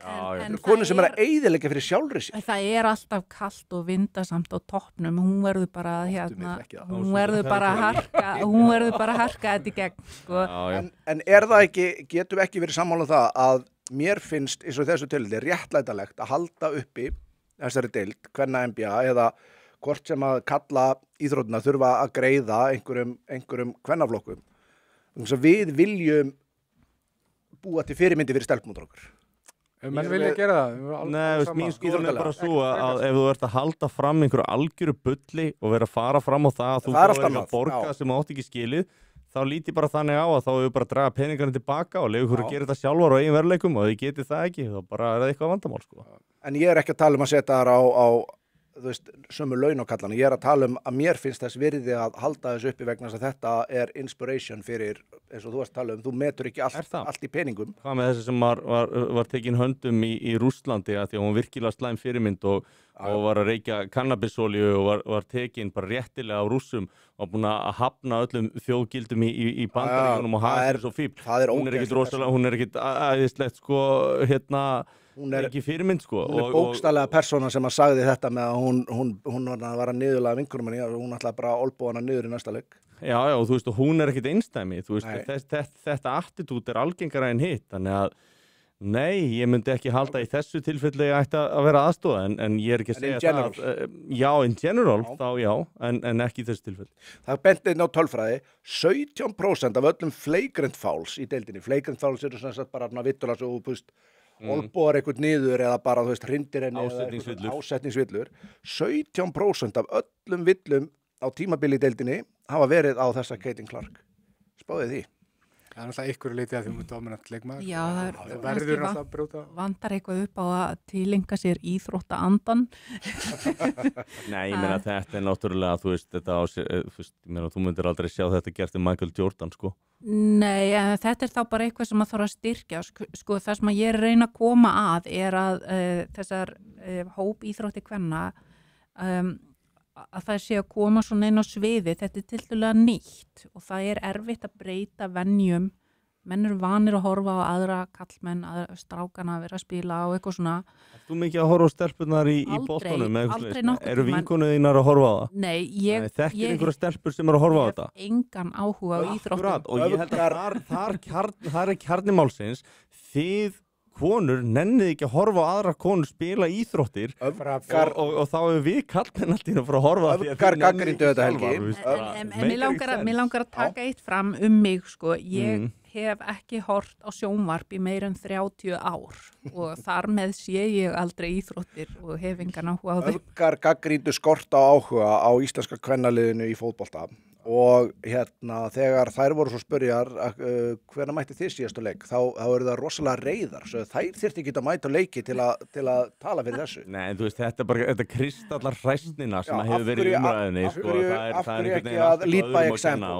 Og ekkert make a sense þegar það gengur upp einhvern veginn. Hugsunni þeirra og ég ætla bara að útskýra hugsunina þeirra, að kallar og konur eru bara jafnar og það er í afneitun líffræðilegan veruleika mannsins. Þannig að í þeirra huga þá er bara þessi kvennafótbolti til jafns við kallafótbolta og þess vegna finnst þeim óeðlilegt að þeim þætti eðlilegt að kallarnir sem að horfa á kallafótbolta myndu eyða sama tíma í að horfa á kvennafótbolta og þætti það bara einhvern veginn. En ekki bara það þarf vilja stýra en við getum ykkur að þetta er bara þegar að jafnaða mennskan næri yfir allt og allt er einhvern veginn jafna niður þangað til allt er orðið bara einhver svona frábær punktur. Arnar, bombaðu tölvunum aftur. Við ætlum að ræða þetta að því að Sverri vildi koma inn á líkansveitingu. Hér erum við að sjá glænýjar auglýsingar með henni Sydney Sweeney, heitir hún ekki, sem er búin að vera að slá í gegn. Þetta er leikona sem er þekkt fyrir... Ég ekki vita það, sko. Sem er þekkt fyrir... Ég held þetta sé hún, ég bara vil tryggja þess að var með rétt nafn. Hún er þekkt fyrir að vera, hvað segir maður, vel vopnuð. Ég minni það. Minnir það? Það er verið að sína frá sama fyrirtækinu hvernig þetta er breyst núna undanfarið. Þetta er American Eagle, auglýsing, 2019, þá er þetta, held að, þetta ekki Lissó eða eitthvað álíka kvikindi. Og hvort er hvaða ár? Þú veist, til vinstri er hvað? Til vinstri er 2019. Já. 2022 er það sem þeir eru að koma með í dag. Þeir eru bara allar stóra svartar konur sem Lissó. Já, ég veit það ekki. Hún mátt svissa ég ætla ekki að falla í þessa gildru. En þetta bara, þetta er ekki tranni eða eitthvað til hægri. Nei, þetta er bara, þetta er ein vinsælasta leikonan bara í Hollywood. Ég sé þetta lítið þannig. En er þetta sem við vorum að tala um, nú er ekki lengur verið að láta eins og hvað við segja, konur sem eru jafn þungar og ég og þú til samans, séu það sem að koma ætlum við í alvörun að taka þessu umræðu? Við ætlum í alvörun að taka þessu umræðu. Það er eins gott að þú losir að þessum beisli Sverrir. Já, nú ætlum við nú látum við gamminn geisa. Já, nú ætla Sverrir að fá að skína. Ég skal opna þetta. Já, opna þetta. Til í þetta. Cancellation incoming. Nei, þá var löngu búið að cancela mér maður eða... Nei, treystu mér, ég tekið nú undan. Nei, ok. Allavega, og þú veist, þarna eru við munum allir þegar að þessi hugmyndum það að konur sem eru vel í holdum, ég ætla að leiða mig bara að kalla það feitar, þegar þú veist það er spikfeitar. Og að það var einhvern veginn, þú ert falleg og þú ert svo rosalega falleg og eitthvað og maður sér til dæmis maður sá þetta í kommentakerunum á social media, hún þorir ekki að hlæja að segja neitt því að hún á einhverja feita vinkonu sem það er að passa. Nei, ég er bara að hlusta, ég er að djóka. En málið er það var einhvern veginn, þú veist, einhver kona sem var gjössalega úr öllu formi og hún var búin að bæta allt of mikið á sig og leit kannski alls ekki vel út, leit út eins og var að fara að deyja úr hjartaáfalli eftir korter. Allt í einu koma alla vinkonur að segja hvað hún lítið æðislega vel út og eitthvað svona og maður var bara stundum bara, þú veist, hvað bandalega þetta, hvað í gangi? Og svo var mér að segja hvað hét hún þessi sem var að fara í alla grunnskólana. Já, þú veist, hverjum datt það í hug að senda einstakling í yfirvikt í grunnskólan til að segja að það væri alveg jafn gott að vera í yfirvikt og það var alveg jafn hotlu lífstíl. Hún hélt því fram að þetta væri ekki tengt inn eina hjartasjúkdóma eða nokkuð skapaðan hlup sem bara rangt, það bara læknisfræðilega, það bara engin læknir sem maður myndi halda því fram og þetta hélt svona áfram og Reykjavíkurborg var að borga fyrir að senda þessar konu í skólana að heila þó botnin okkar að þessu kjaftaði og þetta látu okkur yfir ganga og ég bara skil þetta, ég bara get ekki skilið þetta. Þetta er bara svona afneitunar klúbbur og ég held, þú veist, að við skoðum hina hliðina að ég heldur fram að bara svona fat shaming gera við vinðinn, skilur þetta er algjört, sko, þetta er bara act of love þegar, þú veist, ég er að meina það. Ég er bara fullkomlega að meina ef þú segir þetta við vinnin, bara hann er búin að fitna mikið, bara hvað, þú er bara drullaður í stand af því að þú ert að taka sénsinn á að fá leiðileg og vond viðbrögð, þú ert að kalla hann hærra. En þú verður að gera grein fyrir að kallar og konur tala öðruvísi. Já, og ég er að fara að koma því. Ég var þjálfari í áratug, sko. Já. Átti mikið við svona. Og það er það sem ég var að tala áðan með ást og hatur og eitthvað. Hver er andstaðan við ást? Það er sinnuleysi og er þetta ekki ákveðið sinnuleysi gagnvart þeim sem eru nærri? Þú verður að gera grein fyrir því að það er spektrum af fólki og hvernig það nálgast hluti og það sem þú ert að lýsa þarna er disagreeable einstaklingur, hann segir eitthvað sem er satt og getur sært í smá stund en hann gerir það til þess að fá það besta út úr þeim sem er að segja við. Hins vegar einhver sem er mjög agreeable, hann myndi frekar nálgast það þannig að hann myndi sugarcoata hlutina því hann vill ekki sem að gæti þýtt að hún líði betur þessa stundina en verra til lengri tíma. Algjörlega. Þannig að, en málið er bara, just, nú er ég að þjálfa fólk og maður veit hvernig maður kemur að því og getur verið mjög það er erfiðar að koma fólki sem er úr formi og er kannski... Ég er náttúrulega að tala um vini, ég er að tala um þá sem eru nærri manni og það er ekki sama og... Ég er bara að segja að þú getur átt við líka viniðina, sumir eru viðkvæmari heldur en aðrir. Þannig að það sem maður lærir sem þjálfari í að hjálpa fólki að komast í form og annað er að gefa þeim uppbyggilega gagnrýni. Og ég hef ekkert á móti fólki sem er að reyna að gera hluti fyrir sjálfan sig að reynir að hefja sig upp og nýtt plan og eitthvað, bara geggja, frábært hjá ykkur, stoltur af ykkur. Aftur á móti að þá þessi samfélagslegi lygi að eitthvað sem er stórkostlega óhollt sé hollt og vera að fara í börnin og bara til þess að geta látið sjálfri sér líða betur við það að þú sér, þú veist, haldið nákvæmna agaleysi. Við erum bara pleasure-based samfélag. En mér finnst það ekki að sama að vilja bara fá sannleikan eins og að shame einhvern. Það er ekki að shama. Þú veist, fat shaming er náttúrulega bara orðatiltæki sem ég nota basically til að gera lítið úr því. En þú veist alveg hvað ég meina. Ég er ekki að tala um eitthvað, ég er ekki að tala um að niðurlæga vin minn fyrir framan. Nei, ég skil nákvæmlega hvað þú meina. Þú vilt koma allir í bestu. Hvað finnst þér hérna? Sko, ég hef bara aldrei haft neitt sérstakann áhuga á því hvernig annað fólk er vaxið. Ég bara... En bara þetta verandi manneskja sem að ert ekkert mikið fyrir að líta fram hjá kjaftaði. Nei, ég meina bara út úr að heilsufarssjónarmiðum.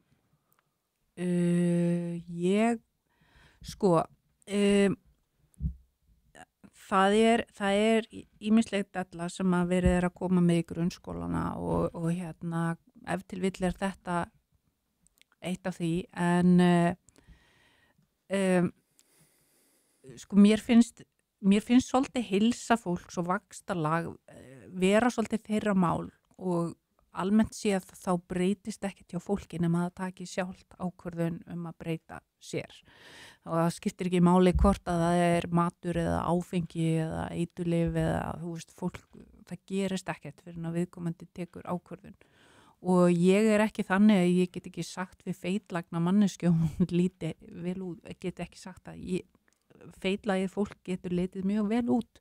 Undir ákveðnum kringustæðum í ákveðnum samingi. Já, ég meina, þú veist, ef þú átt vin eða vinkonu segjum bara búin að fara í klippingu eða eitthvað makeover eða kaupa sér fallega flík.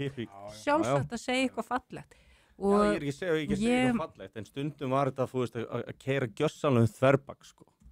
Og það var verið að stefla fram konum og það var verið að halda því fram að fólk sem var í alveg gífulegri yfirþyngd var óbúslega fallegt og það var verið að svona íta ákveðnu narratifi og það var það sem ég var að finna ekki það einstaklingur sem er ekki lágri fituprósentu geti ekki verið fallegur, þú veist, það er ekki það sem ég er að segja. Ég held að þetta svo narratíf hafi svona vissuleiti verið viðbrað við svona ákveðinni fyrirlitningu sem að fólk sem að var í þannig þyngd upplifið frá samfélaginu og að vissuleiti rétt og ekki uppbyggileg. Við sjáum hérna þetta kristalla sem ég var að segja í auglýsingunni sem hann sýndi okkur hérna á hann, þá sáum við að það var kona sem var að auglýsa vörur og við vitum það að konur sem eru betur vaxnar, þetta eru verðvaxnar, fá meiri athygli og selja betur, þú veist, þetta er bara vitað, þetta er non-disputable. Þessi mætti einu sinni í hérna hjá honum, Piers Morgan, ekki?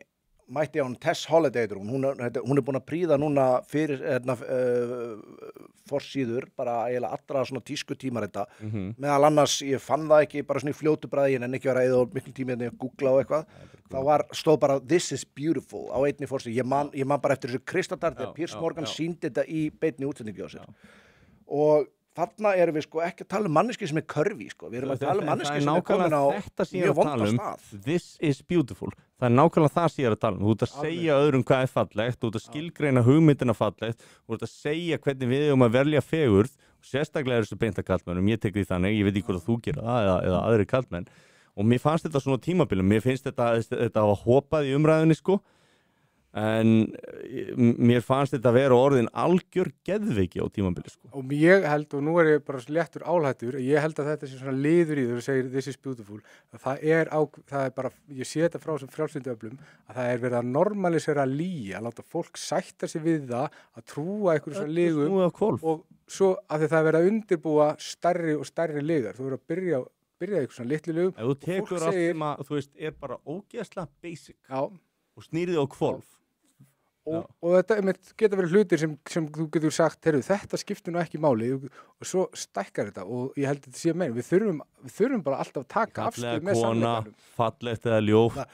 Ég ætla rétt að lesa eitt kommentina, plústærðar módel eru mikill kvalreiki fyrir iðnaðinn, segir hann.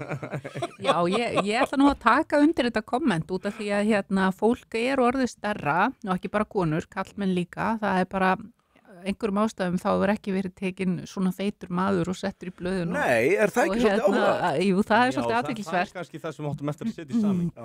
Og það er enginn svona opbóðslega feitur maður sem hefur verið dreginn á flót einhvern veginn og En þú ert ekki mikið að sjá kallmenn vera að gera þetta, sko.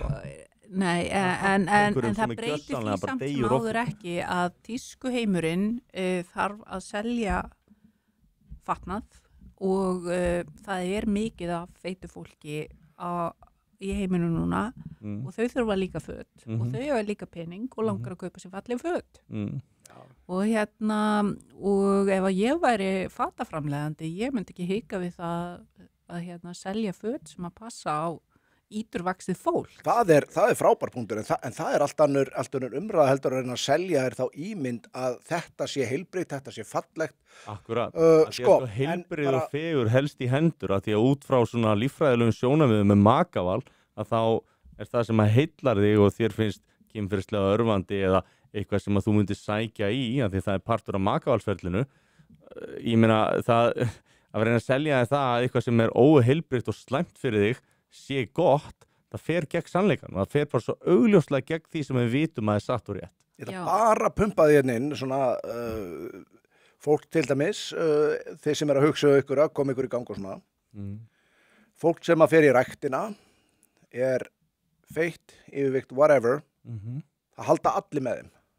Ég ætla bara að koma þess inn á bara vegna þess að stundu þarf bara að segja ákveðna hluti vegna þess að það tekur þessum árás á sig eitthvað svo leiðis, fólk er feimið. Þú skulle taka það fram, en þess að allir, mér er alveg sama, þú veist, ef þú ert lítill í þér eða þú veist, átt erfitt með að fara í ræktina heldur að einhver sem er í góðu formi muni líta niður á þig eða líta þig hotna, það er alls ekki þannig. Það er alls ekki þannig og ég er ekki að finna neitt, ég átta mig alveg á því af hverju fólk getur lent í erfiðum stöðum, þetta eru oft sko mikið tróma, þetta getur verið alls konar ástæða fyrir að fólk getur bætt á sig og það er enginn að fara að seima og það er ekki þess að vera að tala við erum að tala stríðið við sannleikann sko. Já, akkurat, bara mjög mikilvægt einmitt að bara mjög góðu punktur að taka þetta fram, bara takk fyrir það. Af því að sko ég á nokkra vinahópa með mjög svartan húmor og allt svoleiðis. Það eru mjög fáir hlutir sem eru off-limits, eitt af þeir sem eru off-limits, það er bara feitt fólk í ræktinni. Þú gerir ekkert grína þessu. Þetta er bara svo að gera grína manni sem er atvinnulegs og er að, eða fattari, sem er að reyna að leita sér að vinna. Algjörlega.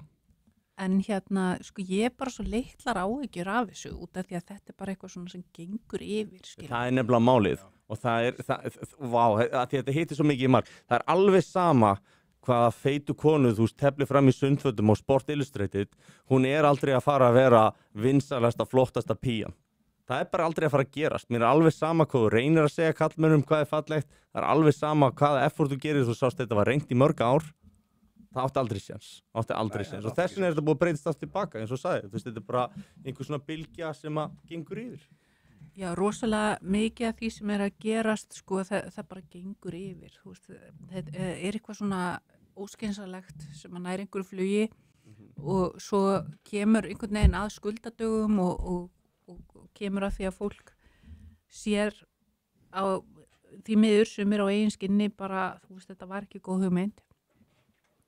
Ég ætla að taka undir með eldi, það er mjög smiklu verra þegar að, sko, og þið bentur réttilega á, það er börn og unglingar, sko, af því að þegar þú ert orðin 18 ára þá færðu fullorðinskírteini og það felur í sér að þú átt að hafa dómgreind til þess að greina hvað er skynsamlegt og hvað er ekki skynsamlegt að gera.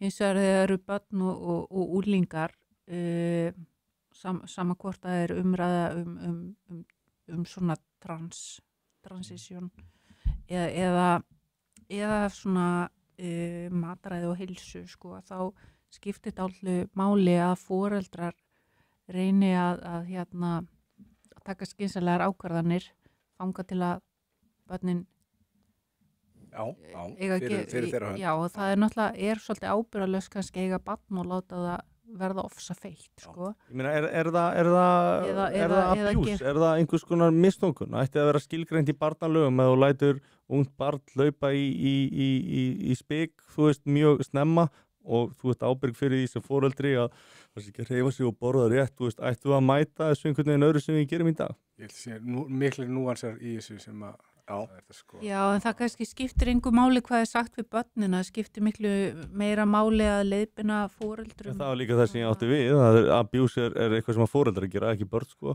Já, og þannig að þá einhvern veginn flækjast málin, en ef einhver manneska sem er fullorðin og sjálfráða, skilju, allar að verða feit, ég meina, hvað allar að gera, skilju? Þú getur ekki gert í því. Það er að vera andstækilegur þangað til að viðkomandi fyrir... Það er enginn að tala um það, sko. Mér finnst rosalega mikilvægt að við aðskiljum þetta með, sko, hvað maður að segja, þessa endalösu kröfu að verða perfekt í útliti og þetta love yourself. Það er millivegur. Það er að þú átt að vera ánægð með þig, en á sama tíma kannski vita og þarft að bæta þig einhvers staðar, skilur. Það er stór vegur þarna á milli. Bara Helgi verandi það sem hann er, ég get ábyrgst að þú getur örugglega nefnt yfir bara 20 manns bara leið og ég minnist á þetta. Það er svona fólk sem er í ógeðslega góðu formi en sér bara vankantana á forminu. Þetta er alveg dysmorfía líka, sko. Já, líka, þú veist, nú var ég að keppa og Íslandsmeistari í vaxtarækt og alls konar svona, þú veist, einhverju titlar sem ég ekki fara yfir. En þegar maður er að keppa reglulega og þú veist, er að bera sig á sviði og eitthvað svona að þú veist, þetta kallar á ákveðna kríteríu. Já, þú sér bara en þú þarft að geta verið ánægð með sjálfa þig eins og þú ert og vita það að þú sérst kannski búin að gera mjög margt og getur alveg verið sátt við sjálfa þig en á sama tíma þá getur þú bætt þig. Já. Og sko, dysmorfían er kannski mest megnis í því þegar að þú myndir annarkort líta á sjálfa þig sem fullkomin og orðið einhvers staðar algjörlega geðbilaður narsissisti eða þá að þú sérð aldrei neitt í lagi með þig sem er þá orðin einhvers konar önnuröskun, sko, sem er ekkert betri, sko. Ég þekki fólk sem er bara í þeirri aðstöðu að flesti myndi bara hugsa sig, ég myndi drepa fyrir að líta svona út. Það sér ekkert jákvæmt. Það er bara það sem að, þú veist, þú veist, ég er ekki með nógu stóra kálfa, skilurðu. Það er bara fast þar. En ég veit að Sverrir var líka mikið þarna í body shaming og þegar við komum inn á hvað má og má ekki í body shaming. Þetta náttúrulega, þú veist, en þetta líka, þú veist, hver ertu, skilju, þú segir ekki það sama við vinn og einhvern okkur, þú segir suma hluti ekki fyrir framan annað fólk. Nei, býtu, ég ætla að skilgreinda betur. Þetta það sem við erum að tala sko, þú máttir ekki segja við einhverja konu, hún var með stærri bumb en brjóst, en þú mættir segja við kallmanna hann sem er ógeðslega lítið tippi og þú mættir gera grín á hann fyrir það. Og við sjáum þetta út allt en þetta í dag. Það er svona, já, öll mann samskipti við suma vinum mann snúast bara út á þetta, sko. Já. Það bara hræðilegt, sko. Með ógeðslega lítið tippi. En þú sérð fólk sem að tala rosalega mikið fyrir þessu, að það megi ekki segja svona ljóta hluti og það er fyrsta fólki sem stekkur í þetta að megi, sko, tala þú veist, bara bara hræstnin það segja einhver sem er lítið til rétt, sko, ég held þú veist, og þetta náttúrulega þegar þú ert komið þangað, skil þú ert aldrei að segja neitt svona einhvern annan, skilur nema þú sérst bara að drepast úr ykkur minnumáttarkennd, það er alltaf eini staður sem þetta getur mögulega komið frá, sko. Þetta er mjög oft þegar fólk er, sko, að reyna að verja eigin persónu og þá farið eitthvað svona, sko þú veist, eitthvað svona fáránleg komment, sko. Og kannski ef þú ert myndaleg kona, þá ertu náttúrulega vitlaus, þegar þú farið í brjóstastækun, þá ertu ennþá heimskari, sko. Og allt eftir þessu, eins og að það sé kannski einhver tenging þar á milli, ég hugsa ekki. Og sama líka, sko, ef þú ert að lyfta og þú ert vöðvastæltur eða eitthvað svoleiðis, að þá átómatist meðal ákveðin hóps, þá áttu náttúrulega að vera alveg ógeðslega heimskur, sko. Það hentar þessum hópi ágætlega vegna þess að veist, þeir hafa ekkert kannski í þessa einstaklinga líkanlega og þá þarf að gengisfella á með einhverjum öðrum hætti til þess að upphefða sjálfan sig og þetta er rauninni ekkert ósvipað þessum sko óheðalega vókisma sko, þessum að þú ert að draga aðra niður og upphefða sjálfa þig með einhverju svona klísjum sko. Ég er með fín dæmi það eins og ég tjáum mikið á X-inu eins og kannski margir vita og það nær til bara töluvert mikið af fólki og það er bara slatti og og ég er ofta set út einhverja pælingar og eitthvað og gagnrýnin sem ég fæ í svona 99% tilfella það er bara eitthvað persónulegt. Það er eitthvað svona einhver ára sem ég sem persónu og ég hef aldrei blokkað neitt sko. Ég held að fólk sem er myndalegt og ég held að þessi sérstaklega slæmt þegar þú kemur að myndalegum konum ég held að þær fái miklu meiri gagnrýni út af því hvernig það líta út og líka oft karlmenn sem skara fram úr þetta verður oft miklu meira brútal en það er öllum bara skít sama af því að þau eiga að hafa það svo gott þetta er bara, þú veist, það er bara staðrind og það er ekki öfundsvert að vera sætasta stelpan í vinahópnum, hún er mest baktölu og þú veist, henn er sko, ég er bara rústa sko af vinkonu sínum og þetta er bara þekkt sko ég meina, ég veit ekki þekkjum við allir dæmið þetta? Já. Og mörg kannski? Veit til þess að ég var að tala við eina sem var að segja sko, hún er ég veit ekki hvort að þú þekkir þetta eða en ég var að tala með eina sem hún er hægra megin og bara svona svolítið sammála svo heppin að vera með svona þykk gleru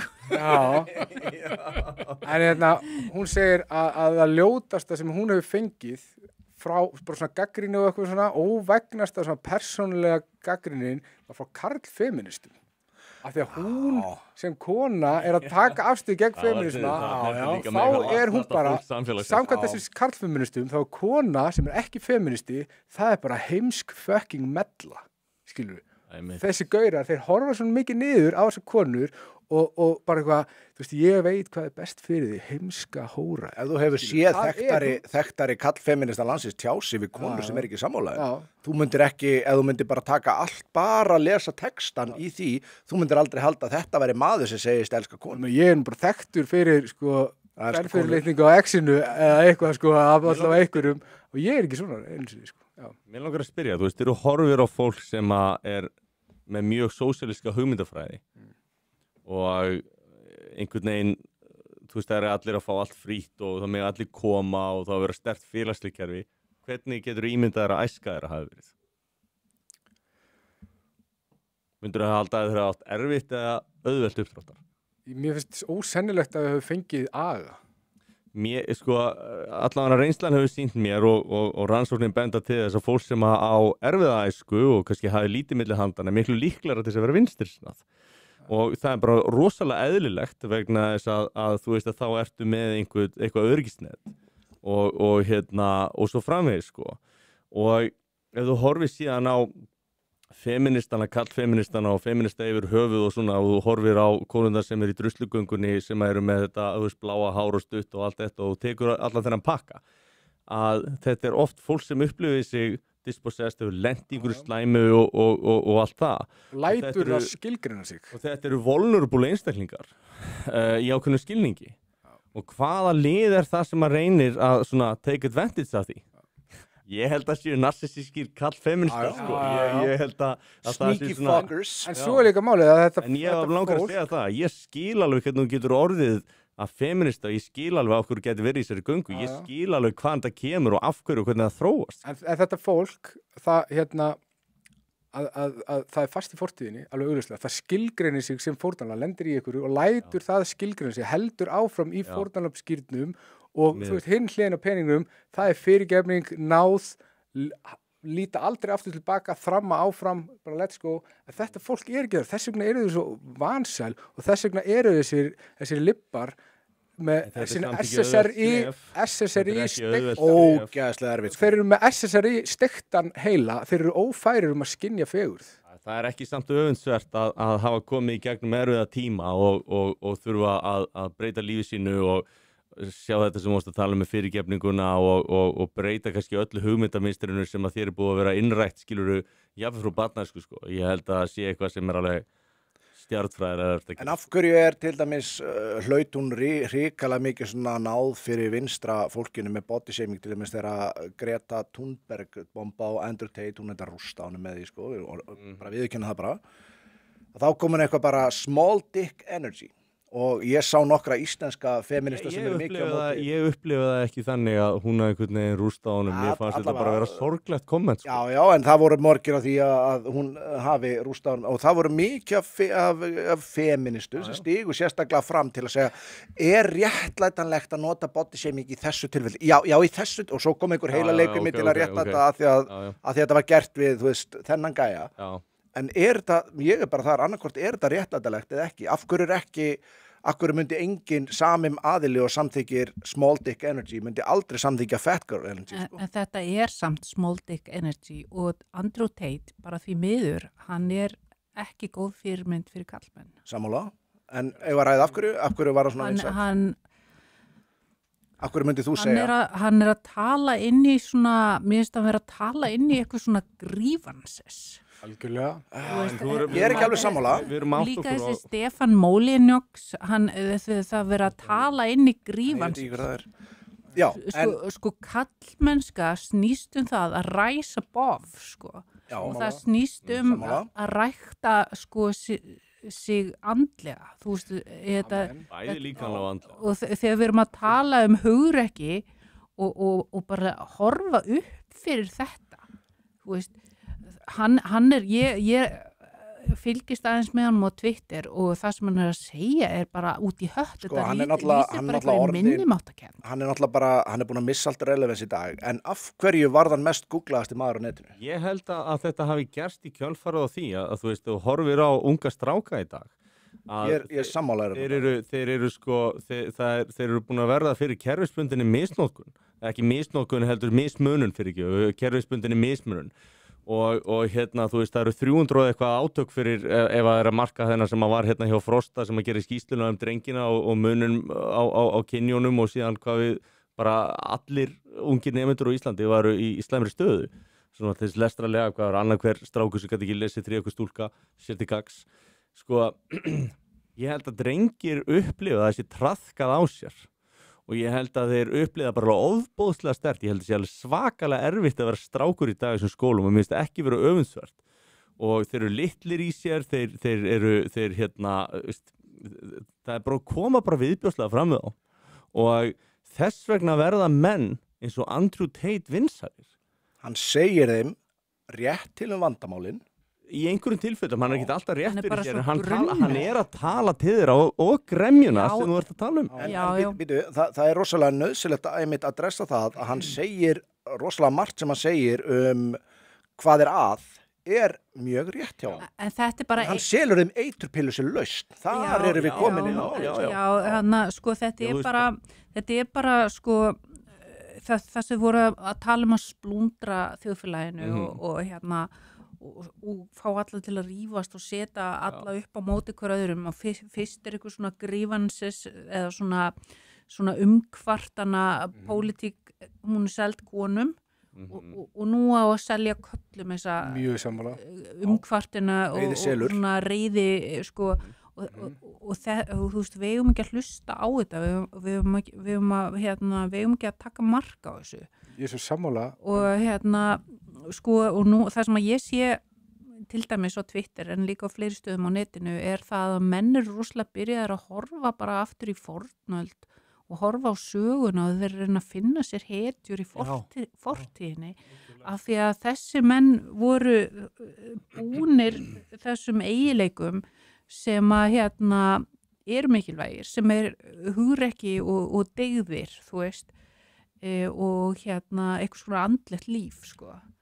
Í staðinn fyrir að vera bara svo Andrew Tate, hann bara, þú ert að koma illa fram við kærustuna og við eignast börn með 20 konum og eitthvað svona. Já, hann sem sagt að segja þessa hluti sem að virka alveg gjörsamlega fáránlega á mann, en það sem sagt, það sem að undan fer það að skilnaði löggjöfin og allt það þessi orðið gjörsamlega fáránleg og kallmenn græði ekkert á því lengur að gangi í hjónabönd. Áður fyrir að þá var eitthvað sem að þeir fengu tilbaka fyrir að vera með hjónaböndum. Í dag ekkert af því sem að þeir gátu gengið á áður fyrir sem að þeir telli sér fá og það svona hans málflutningur. Þetta alltaf breytast. Þetta partially rétt en ég ekkert sammála Andrew Tate úr höfu, ég ekki að segja það, en ég held að þessi polarisering sem að við vorum og ég var alltaf að koma með þetta aftur og aftur upp til að fá okkar svar við þessu. Ég held að þetta jafnrétti sem að fór út í að vera mismunun, gagnvart með litlum drengjum og fór svo að teygja sig alltaf ofar og ofar og þetta farið að teygja sig við kynslóður. Ég man ennþá þegar ég var í skóla, ég fæddur 82,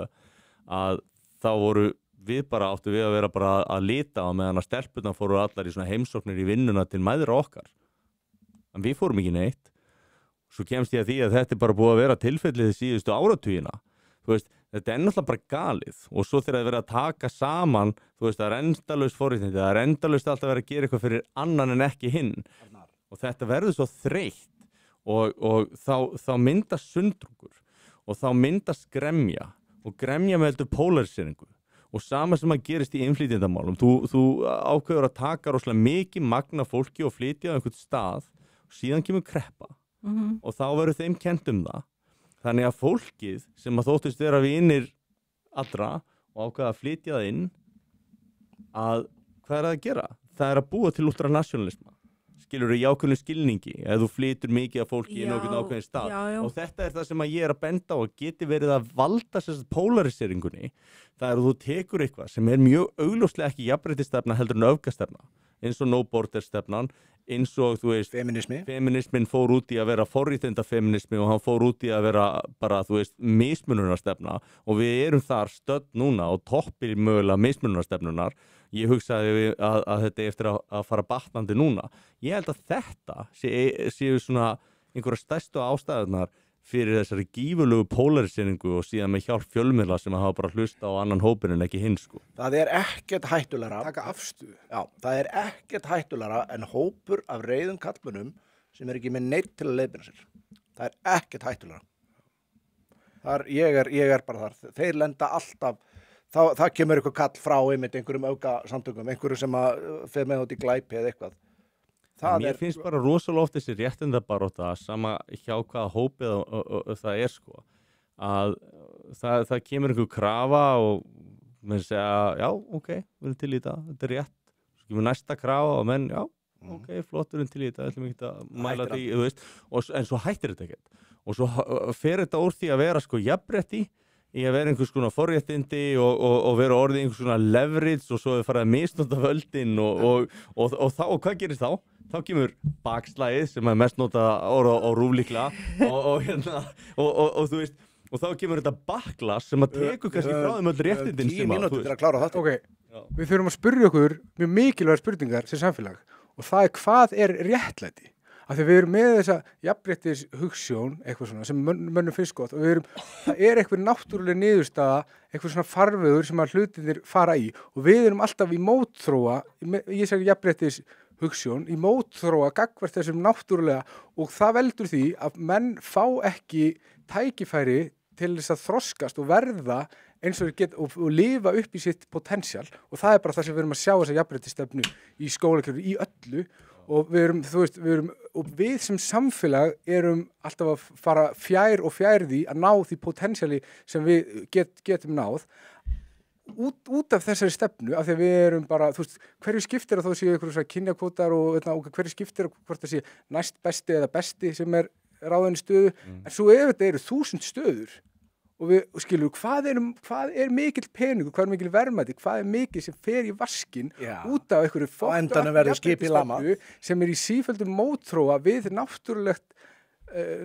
eðli hlutina til þess að þróast, til þess að farveg hlutana og ég held bara að það sé rosalega mikið og ég held að við þurfum að spyrja okkur að því hvað er réttlæti Sko, eitt af alvarlegasta sem hefur orðið úr þessu er að í mækinn já, er að þessi jafnréttisstefna hefur skilað okkur rosalega mikið að meðalmennum í ábyrgðastöður ég er alls ekki að segja að konur get ekki orðið leiðtogar og snjallir leiðtogar og stjórnendur en það að sé alltaf verið að gera þeirra súklaði og bara já við erum með einhvern kvóta eða nú er stjórnmálaflokkur sem að vill einhvern veginn ganga í augun á fólki skiluru og það bara já við skulum bara raða einhverjum konum sem eru sætar og eflaust ágætar skiluru en hafa þeir það sem þarf skiluru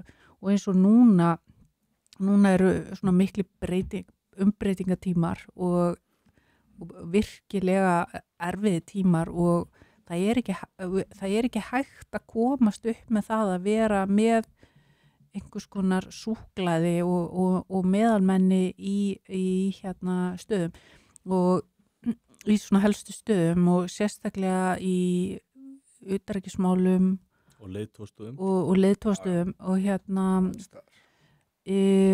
já, það þyrfti helst að vera einhver aðili sem hefur gengið í gegnum eld og brennistein og er ekki fætt í gær, skilur. Og hefur risið upp eftir að hafa gengið í gegnum eld og brennistein. Skilur, hefur ekki látið að buga sig. Einmitt, en svona var líka aðalsmannakerfi í gamla daga, menn þurfti að sanna sig og þeir þurfti að sanna sig, oft voru þeir búin að missa handlegg, fótlegg eða auga, skilur, áður en þeim komast. Og ákveðna svona erkitýpur. Já, og síðan urðu þetta aðalsmenn og þeir eignast síðan sem taka við af þeim en þeir eru alin upp í sömu gildum og þeim kennt allt þetta. Gríðarlega kröfur settar á þau. Já, þannig að þetta er eitt af því sem var ágætt við aðalsmannakerfið og það hefur ekki verið fullkomið en gallin við lýðræðið er einmitt þetta, það er þörfin fyrir að vera vinsæll á einhverjum svona óljósum forsendum eins og til dæmis það bara, já nú þurfum við að raða konum í alla stöður eða bara því að það eru konur skilu eða þá að menn hafa einhvern veginn komist með klækjabrögðum í einhverja stöður sem þeir ráða síðan ekkert við sko. Þetta er það sem að lýðræði býður upp á þetta og þetta er gallinn og þetta endar ekki vel lýðræðið er með ákveðin hvað við að segja fyrningatíma og það er óhugnalegt en það gæti verið bara orðin staðan í dag. Við erum að fórna í rauninni skilvirkni fyrir eitthvað svona ímyndað félagslegt réttlæti sem er í rauninni ekkert réttlæti eða platréttlæti. Sko eins og til dæmis jafnaðarstefnan, hún er ekki góða því að það fólk er ekki jafnt. Það er líka ég held að sé bara rosalega fáa stefnur sem að hafa leitt af sér jafningi ójafnrétti og einmitt jafnaðarstefnum. Já, í svona ákveðnu skilningu. Og síðan vil ég ekki, sko, að því að við erum alltaf að tala um eitthvað vinstri og hægri og eitthvað svona núna. Ég vil alls ekki gera lítið úr í rauninni, sko gamla vinstri stefnan var stéttabarátta. Eins og að ég kom inn á áðan þetta var allt önnur stefna heldur en vinstri var fyrir 5 árum. Og ég að hluta til get bara tekið undir það að það sé nauðsynlegt að vinnandi fólk eigi sér málsvara að sko þetta verður að vega salt einhvern veginn sko atvinnulífið og fólki sem er að vinna sko vegna þess að sko hámörkun hagnaðar er markmiðið sem sagt kapitalismans og móti þá verður ykkur að vera þeim megin sko til þess að þetta verði ekki einhvers konar verkamannsins það þarf að vera þannig og í rauninni sko eina manneskjan sem að mér finnst vera að sýna vinstri mennsku í verki, það er hún Sólveig Anna sem er hjá Eflingu, hún er flottasti vinstri maðurinn sem við eigum og í rauninni sko að mínum hætti væri hún bara sjálf kjörin leiðtogi vinstrimanna og jafnaðarmenn hafa líka bara tapað áttum og gleymt sér í allri þessari vókpólitík og í rauninni að vera að jafna hluti sem er ekki hægt að jafna það auðvitað er hægt að reyna að jafna í það átt að réttlætiskend fólk sé ekki ógnað en á sama tíma þá þurfum við að sætta okkur við það eru ekki allir jafnir ég meina þú til dæmis rosa góður í liftingum og íþróttum en ég kann að gera eitthvað annað þú veist, ég er rosa góð í að gera gamaldags mat þú veist, þannig að þú veist, þetta er spurningum áhuga við erum ekki jöfn, þú ert góður í þessu ég er góð í einhverju öðru, þú veist og þetta jafna sig allt einhvern veginn út að sjálfu sér á endanum sko. Að spyrja nú skipti þú veist, kemur þetta ekki svona allt niður á það, þú veist, hvaða einstaklinga viljum við búa til mót og skapa sem þjóðfélag? Við viljum væntanlega fá sterkar konur, við viljum væntanlega fá öfluga karlmenn líka. Ég myndi halda það að sterkar konur þurfi öfluga karlmenn. Og mér finnst þetta gleymast. Mér finnst sko að þetta hafi brotist út í einhverju svona asnalegu kynjastríði, þar sem að fólk byrjar sko að vera þú er þarna megin, ég er hérna megin eins og við getum einhvern tíma gert eitthvað annað heldur en að reyna að vinna saman og reyna að finna eitthvað svona middle ground. Mér finnst þetta hafa bitnað á fjölskyldunum ég held að stór partur að tilgangsleysi karlmanna í dag og svona, þú veist, ákveðum auðmikið kannski að þeir hafi ekki þeir hafi ekki tilgang, það er búið að taka þetta frá þeim. Má ég svara þessu? Ég held að rótin af þessu sé sé sjálfshyggja sem að við erum búin að upphefja, það er bara materialismi af því að liberalismi, nútíma liberalismi við erum bara að tilbiðja efnið, við erum bara að tilbiðja efnisheiminn og það er í rauninni það er ekkert rétt eða rangt og þetta er viðbjóðsleg sjálfshyggja og þú sérð þetta í kallmönnum og þú veist það er svo pathetic kallmaður sem er bara fastur í þessari sjálfshyggju og það er það sem að Erna var að segja áðan sko, við þurfum að rísa yfir þetta og það sem að Jesú talar að við höfum að afneita sjálfum okkur og þetta er algjörlega horfið í okkur þegar við höfum að sýna sjálfum okkur mildi og elska sjálfum okkur og eitthvað svona og þetta er eflaust fínt fyrir konur. Það sé bara gert með því að éta meira og kaupa sér fleiri bíla og sofa hjá fleiri konum og eitthvað svona. Þetta er allt eitthvað svo Ég held að þetta sé ekki góð leið fyrir kallmenn til þess að lifa lífinu og þetta er bara, þetta veldur... Ég er bara að tala fyrir sjálfa mig allavega að þú veist, ég held að eignaðist ég, hvað eru 18-19 mánuði síðan ég eignaðist dreng sko og ég er á öðrum aldri heldur þegar ég eignaðist mér fyrsta barn og ég veit það ekki, ég hefði verið til í að einhver hefði kennt mér meira gildi og mikilvægi þess og að vera ekki sjálfur endilega miðpunkturinn á öllu heldur eins og þú segir að fórna sér fyrir einhvern annan og að einhver annar sé mikilvægir en ég. Pósturinn kennir að sjálfshyggjan sé dauði og það er þú veist, og það þýðir það að ég þarf að fórna mér fyrir næstu kynslóð, ég þarf að fórna mér fyrir mína afkomendur og ég þarf að taka ákveðna ábyrgð og þetta þýðir það að endanum þarf ég að kveðja og ég skil þau eftir og ég þarf að undirbúa fyrir þau og að maður er ákveðin hlekkur í langri keðju og þú veist, þessi sjálfshyggja sem þið lýsi maður tapaði sér á tímabili lengi í þessu, ég var mjög góður í sjálfshyggjunni og þú veist, þú nefndir þarna nokkra hluti, ég get samfært ykkur það. Kannski ágætt til þess að búa þessu undir hlutverki. Kannski, já, en ég veit allavega hvernig það er. Já. En ég fæ mig, en hérna, þú veist, ég hef alveg tekið minn skamt af því líka, sko, ég er kannski ekki löngu hættur því, en sko, punkturinn basically að mér þykir miklu vænna lífið núna þegar ég er ekki endilega miðpunktur þess sjálfur. Já. Og hérna, það eiginlega svo leksía sem að ég hef verið til í að læra kannski mikið fyrir. Ég bara á því, þú kannt ekki að vera kallmaður fyrir að þú ert partur af einhverju sem starri en þú sjálfur. Þú bara getur það ekki. Þú veist ekki hvað er. Já, sjálfsögðu. Ég bara á því, þú veist ekki hvað er. Einfaldlega vegna þess að sko, ef við skoðum bara svona hluti, flestir eru að láta sér dreyma, bara að þú skoða svona, þá sem langar að vera hetjur, sem alla kallmenn langar að vera. Flestir þeir eru alltaf að býja eftir einhver svona einu augnablíki, þar sem ég get verið hetjan, sko. Fatt ekki að þetta eru 100 augnablík á hverjum einasta fucking degi. Það eru margar leiðir til þess að vera hetja. Já, og þetta eru litli hlutir á hverjum einasta fucking degi, því að nánast enginn lendir í þeirri aðstöðu að þú farið eitthvað eitt augnablík, þar sem þú getur verið bara the man, þú getur verið hetjan, sko. Við þurfum að læra að þetta eru lítil skref, þetta eru litlu hlutinir sem við gerum á hverjum einasta degi sem að safnast upp. Ekki eitt stór hlutur. Aftur vitna í Jesú Krist, að sá sem bjargar lífið sínu, hann missir það og sá sem gefur lífið sitt, hann lifir.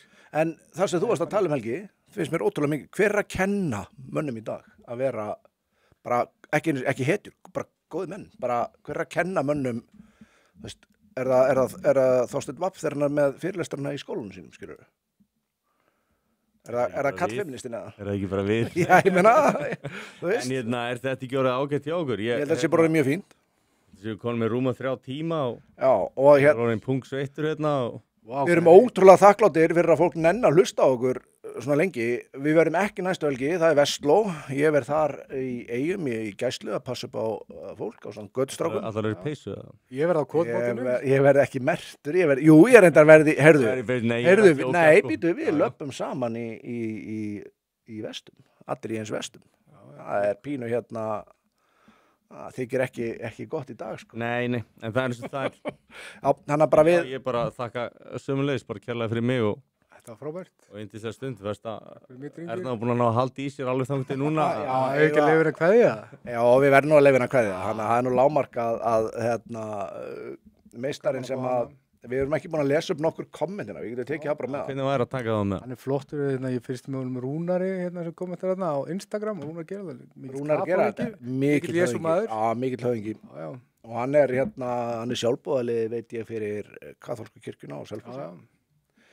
Ég ætlaði að koma inn á OnlyFans dæmi að segja hérna en ég er feitur, hvítur Íslendingur sem er að fara að prófa að opna OnlyFans síðu, sjá hvernig það fer. Ég subscribe. Já, við styðjum okkar menn, við skulum blogga það. Já. Visti ég að einhverju hérna, ég er með fattfettis, ég verður... Já, hérna, við ætlum að, við erum eiginlega svona búin að segja þetta, ég er eiginlega búin að vera helvíti hérna gott hjá okkur þetta, við erum búin lengi og við svona ætlum að leyfa þér að bara eiga, ef þú vildir segja einhver loka orð. Ég hérna... Þú sagði vel núna, sko. Pressaða fyrsta konan og svona. Já, mér langar bara að segja bara já, það væri gaman ef það væri hægt að sjá svona meira yfirvegaða umræðu og að fólk hugsaði meira fyrir sjálft sig svona í staðin fyrir að láta aðra að segja sér hvað þeim á að finnast eða hverju þá að trúa. Ef fólk hefur tíma að finna sér eitthvað til þess að stúdera og vita, þú veist, maður þarf ekki að vita allt, það er ágætt að finna eitthvað málefni sem maður hefur áhuga og reyna að læra mikið það og sérstaklega ef það er eitthvað sem að ekki margir aðrir eru að skoða, sko, þannig að maður hafi eitthvað til málan að leggja já, og síðan væri bara gaman ef að fólk myndi reyna að hafa það bara svolítið skemmtilegt og vera ekki alltaf að reiðast yfir öllu mögulegu, það er enginn ástæða til þess. Verður gott í hvort annan og alltaf. Já. Minn uppáhalds Rómarkeisari er náttúrulega Caligula. Ég hef alltaf verið veikur fyrir Cæsari. Það er svona þitt alter ego. Það er að spyrja mynd hver er uppáhalds Rómarkeisarinn okkar og einn segir af hverju er það Marcus Aurelius. Árelíus. Af hverju Markus Árelíus? Já, það er frábært. Já, En við erum bara, ég ætla bara að vera alveg hreinskilni, við erum ótrúlega bara þakklátt yfir viðtökur sem búin að fá. Þetta er búin að fara fram úr björtustu vonum. Gekk þessi komment, ég hef mjög gaman að því að fólk sé að skrifa eitthvað inn og hendi spurningum og Það er eitthvað við það að vita að fólk sem bara horfa í rauntíma sem maður er ekki vanur, sko. Ef þið komið með einhverja góða Er þetta tillögur þá eitthvað verða þær nýtt, alveg eða? klárlega teknar inn. Já, þetta er nýtt sko. Já, við höfum rosalega gaman að þessu og Við tókum þetta bara sko, við vorum komnir á forsíðu blaðana sko í öðrum þætti. Þannig að þetta hefur farið alveg furðulega að vera stað sko. já, ok. En bara svona að þið viljið gera vel við Sverri, það er ammælistáttur 8. ágúst. Já, ég verð 30 þá. Sverri Ég held að það er að auglýsa OnlyFans síðan að fyrst. Þannig að endilega horfið á okkur 8. ágúst, Sverri 30, gesti vera tilkynnti, við erum reyndar nokkurn veginn komið með þá, það er orðið biðröð í að komast í þættina hjá okkur. Það er reynda rétt. Já, hann er bara takk aðeinslega fyrir okkur. Og líka tillögur að gestum í þáttinn. Það væri frábært að fá það inn. Já, bara í tilefni þess. Við fengum spurningu á vegnum að Sverris, mér finnst nauðsynlegt að spurja bara, þetta er bara hvort myndirðu frekar. Og það var hvort myndirðu frekar ganga með fokk ofbeldi húu, það sem eftir er ævinar, eða skera af 2 fingur að eigin vali. Ég myndi taka 2 fingur. Hvaða fingur? Þumlana. Það eru verstu pöttarnir til þess að missa. Erna, Nei, hvort bara myndirðu til þess að sína hvað ég tek harða afstöðu gegn með ofbeldi þetta heldur. Hvort myndirðu frekar ganga með fokk ofbeldi húu, það sem eftir er ævinar, eða skera af 2 fingur að eigin vali? Ég myndi ganga með fokk ofbeldi húfu. Ok. Ég er á móti ofbeldi. Amen, já. En er það ekki, ertu þá bara að lýsa yfir stuðningi við Björn Leví og Þórildi, hvað sagður Þórildi? Þórildi Sunnu. Ok, það var svo Ég man ekki betur. Já, Sverrir, hvað segir hvort myndið þú velja? Herðu, ætlum að taka ekki 2, þú veist, ekki fint að taka þessa hérna. Jú, ég var einmitt að hugsa það, sko, ég er með hring hérna, ég get alveg komið honum fyrir ykkur annar stað, sko. Ég hef ekkert að gera með þessa 2. Ég er ekki að fara að ganga með fokk ofbeldi húu. Þumlana eins og ég. Herru, takk aðeinslega fyrir okkur. Takk hérlega fyrir. Takk fyrir mig. Sjást þetta 2 vikur. Takk hérlega fyrir að bjóða mér.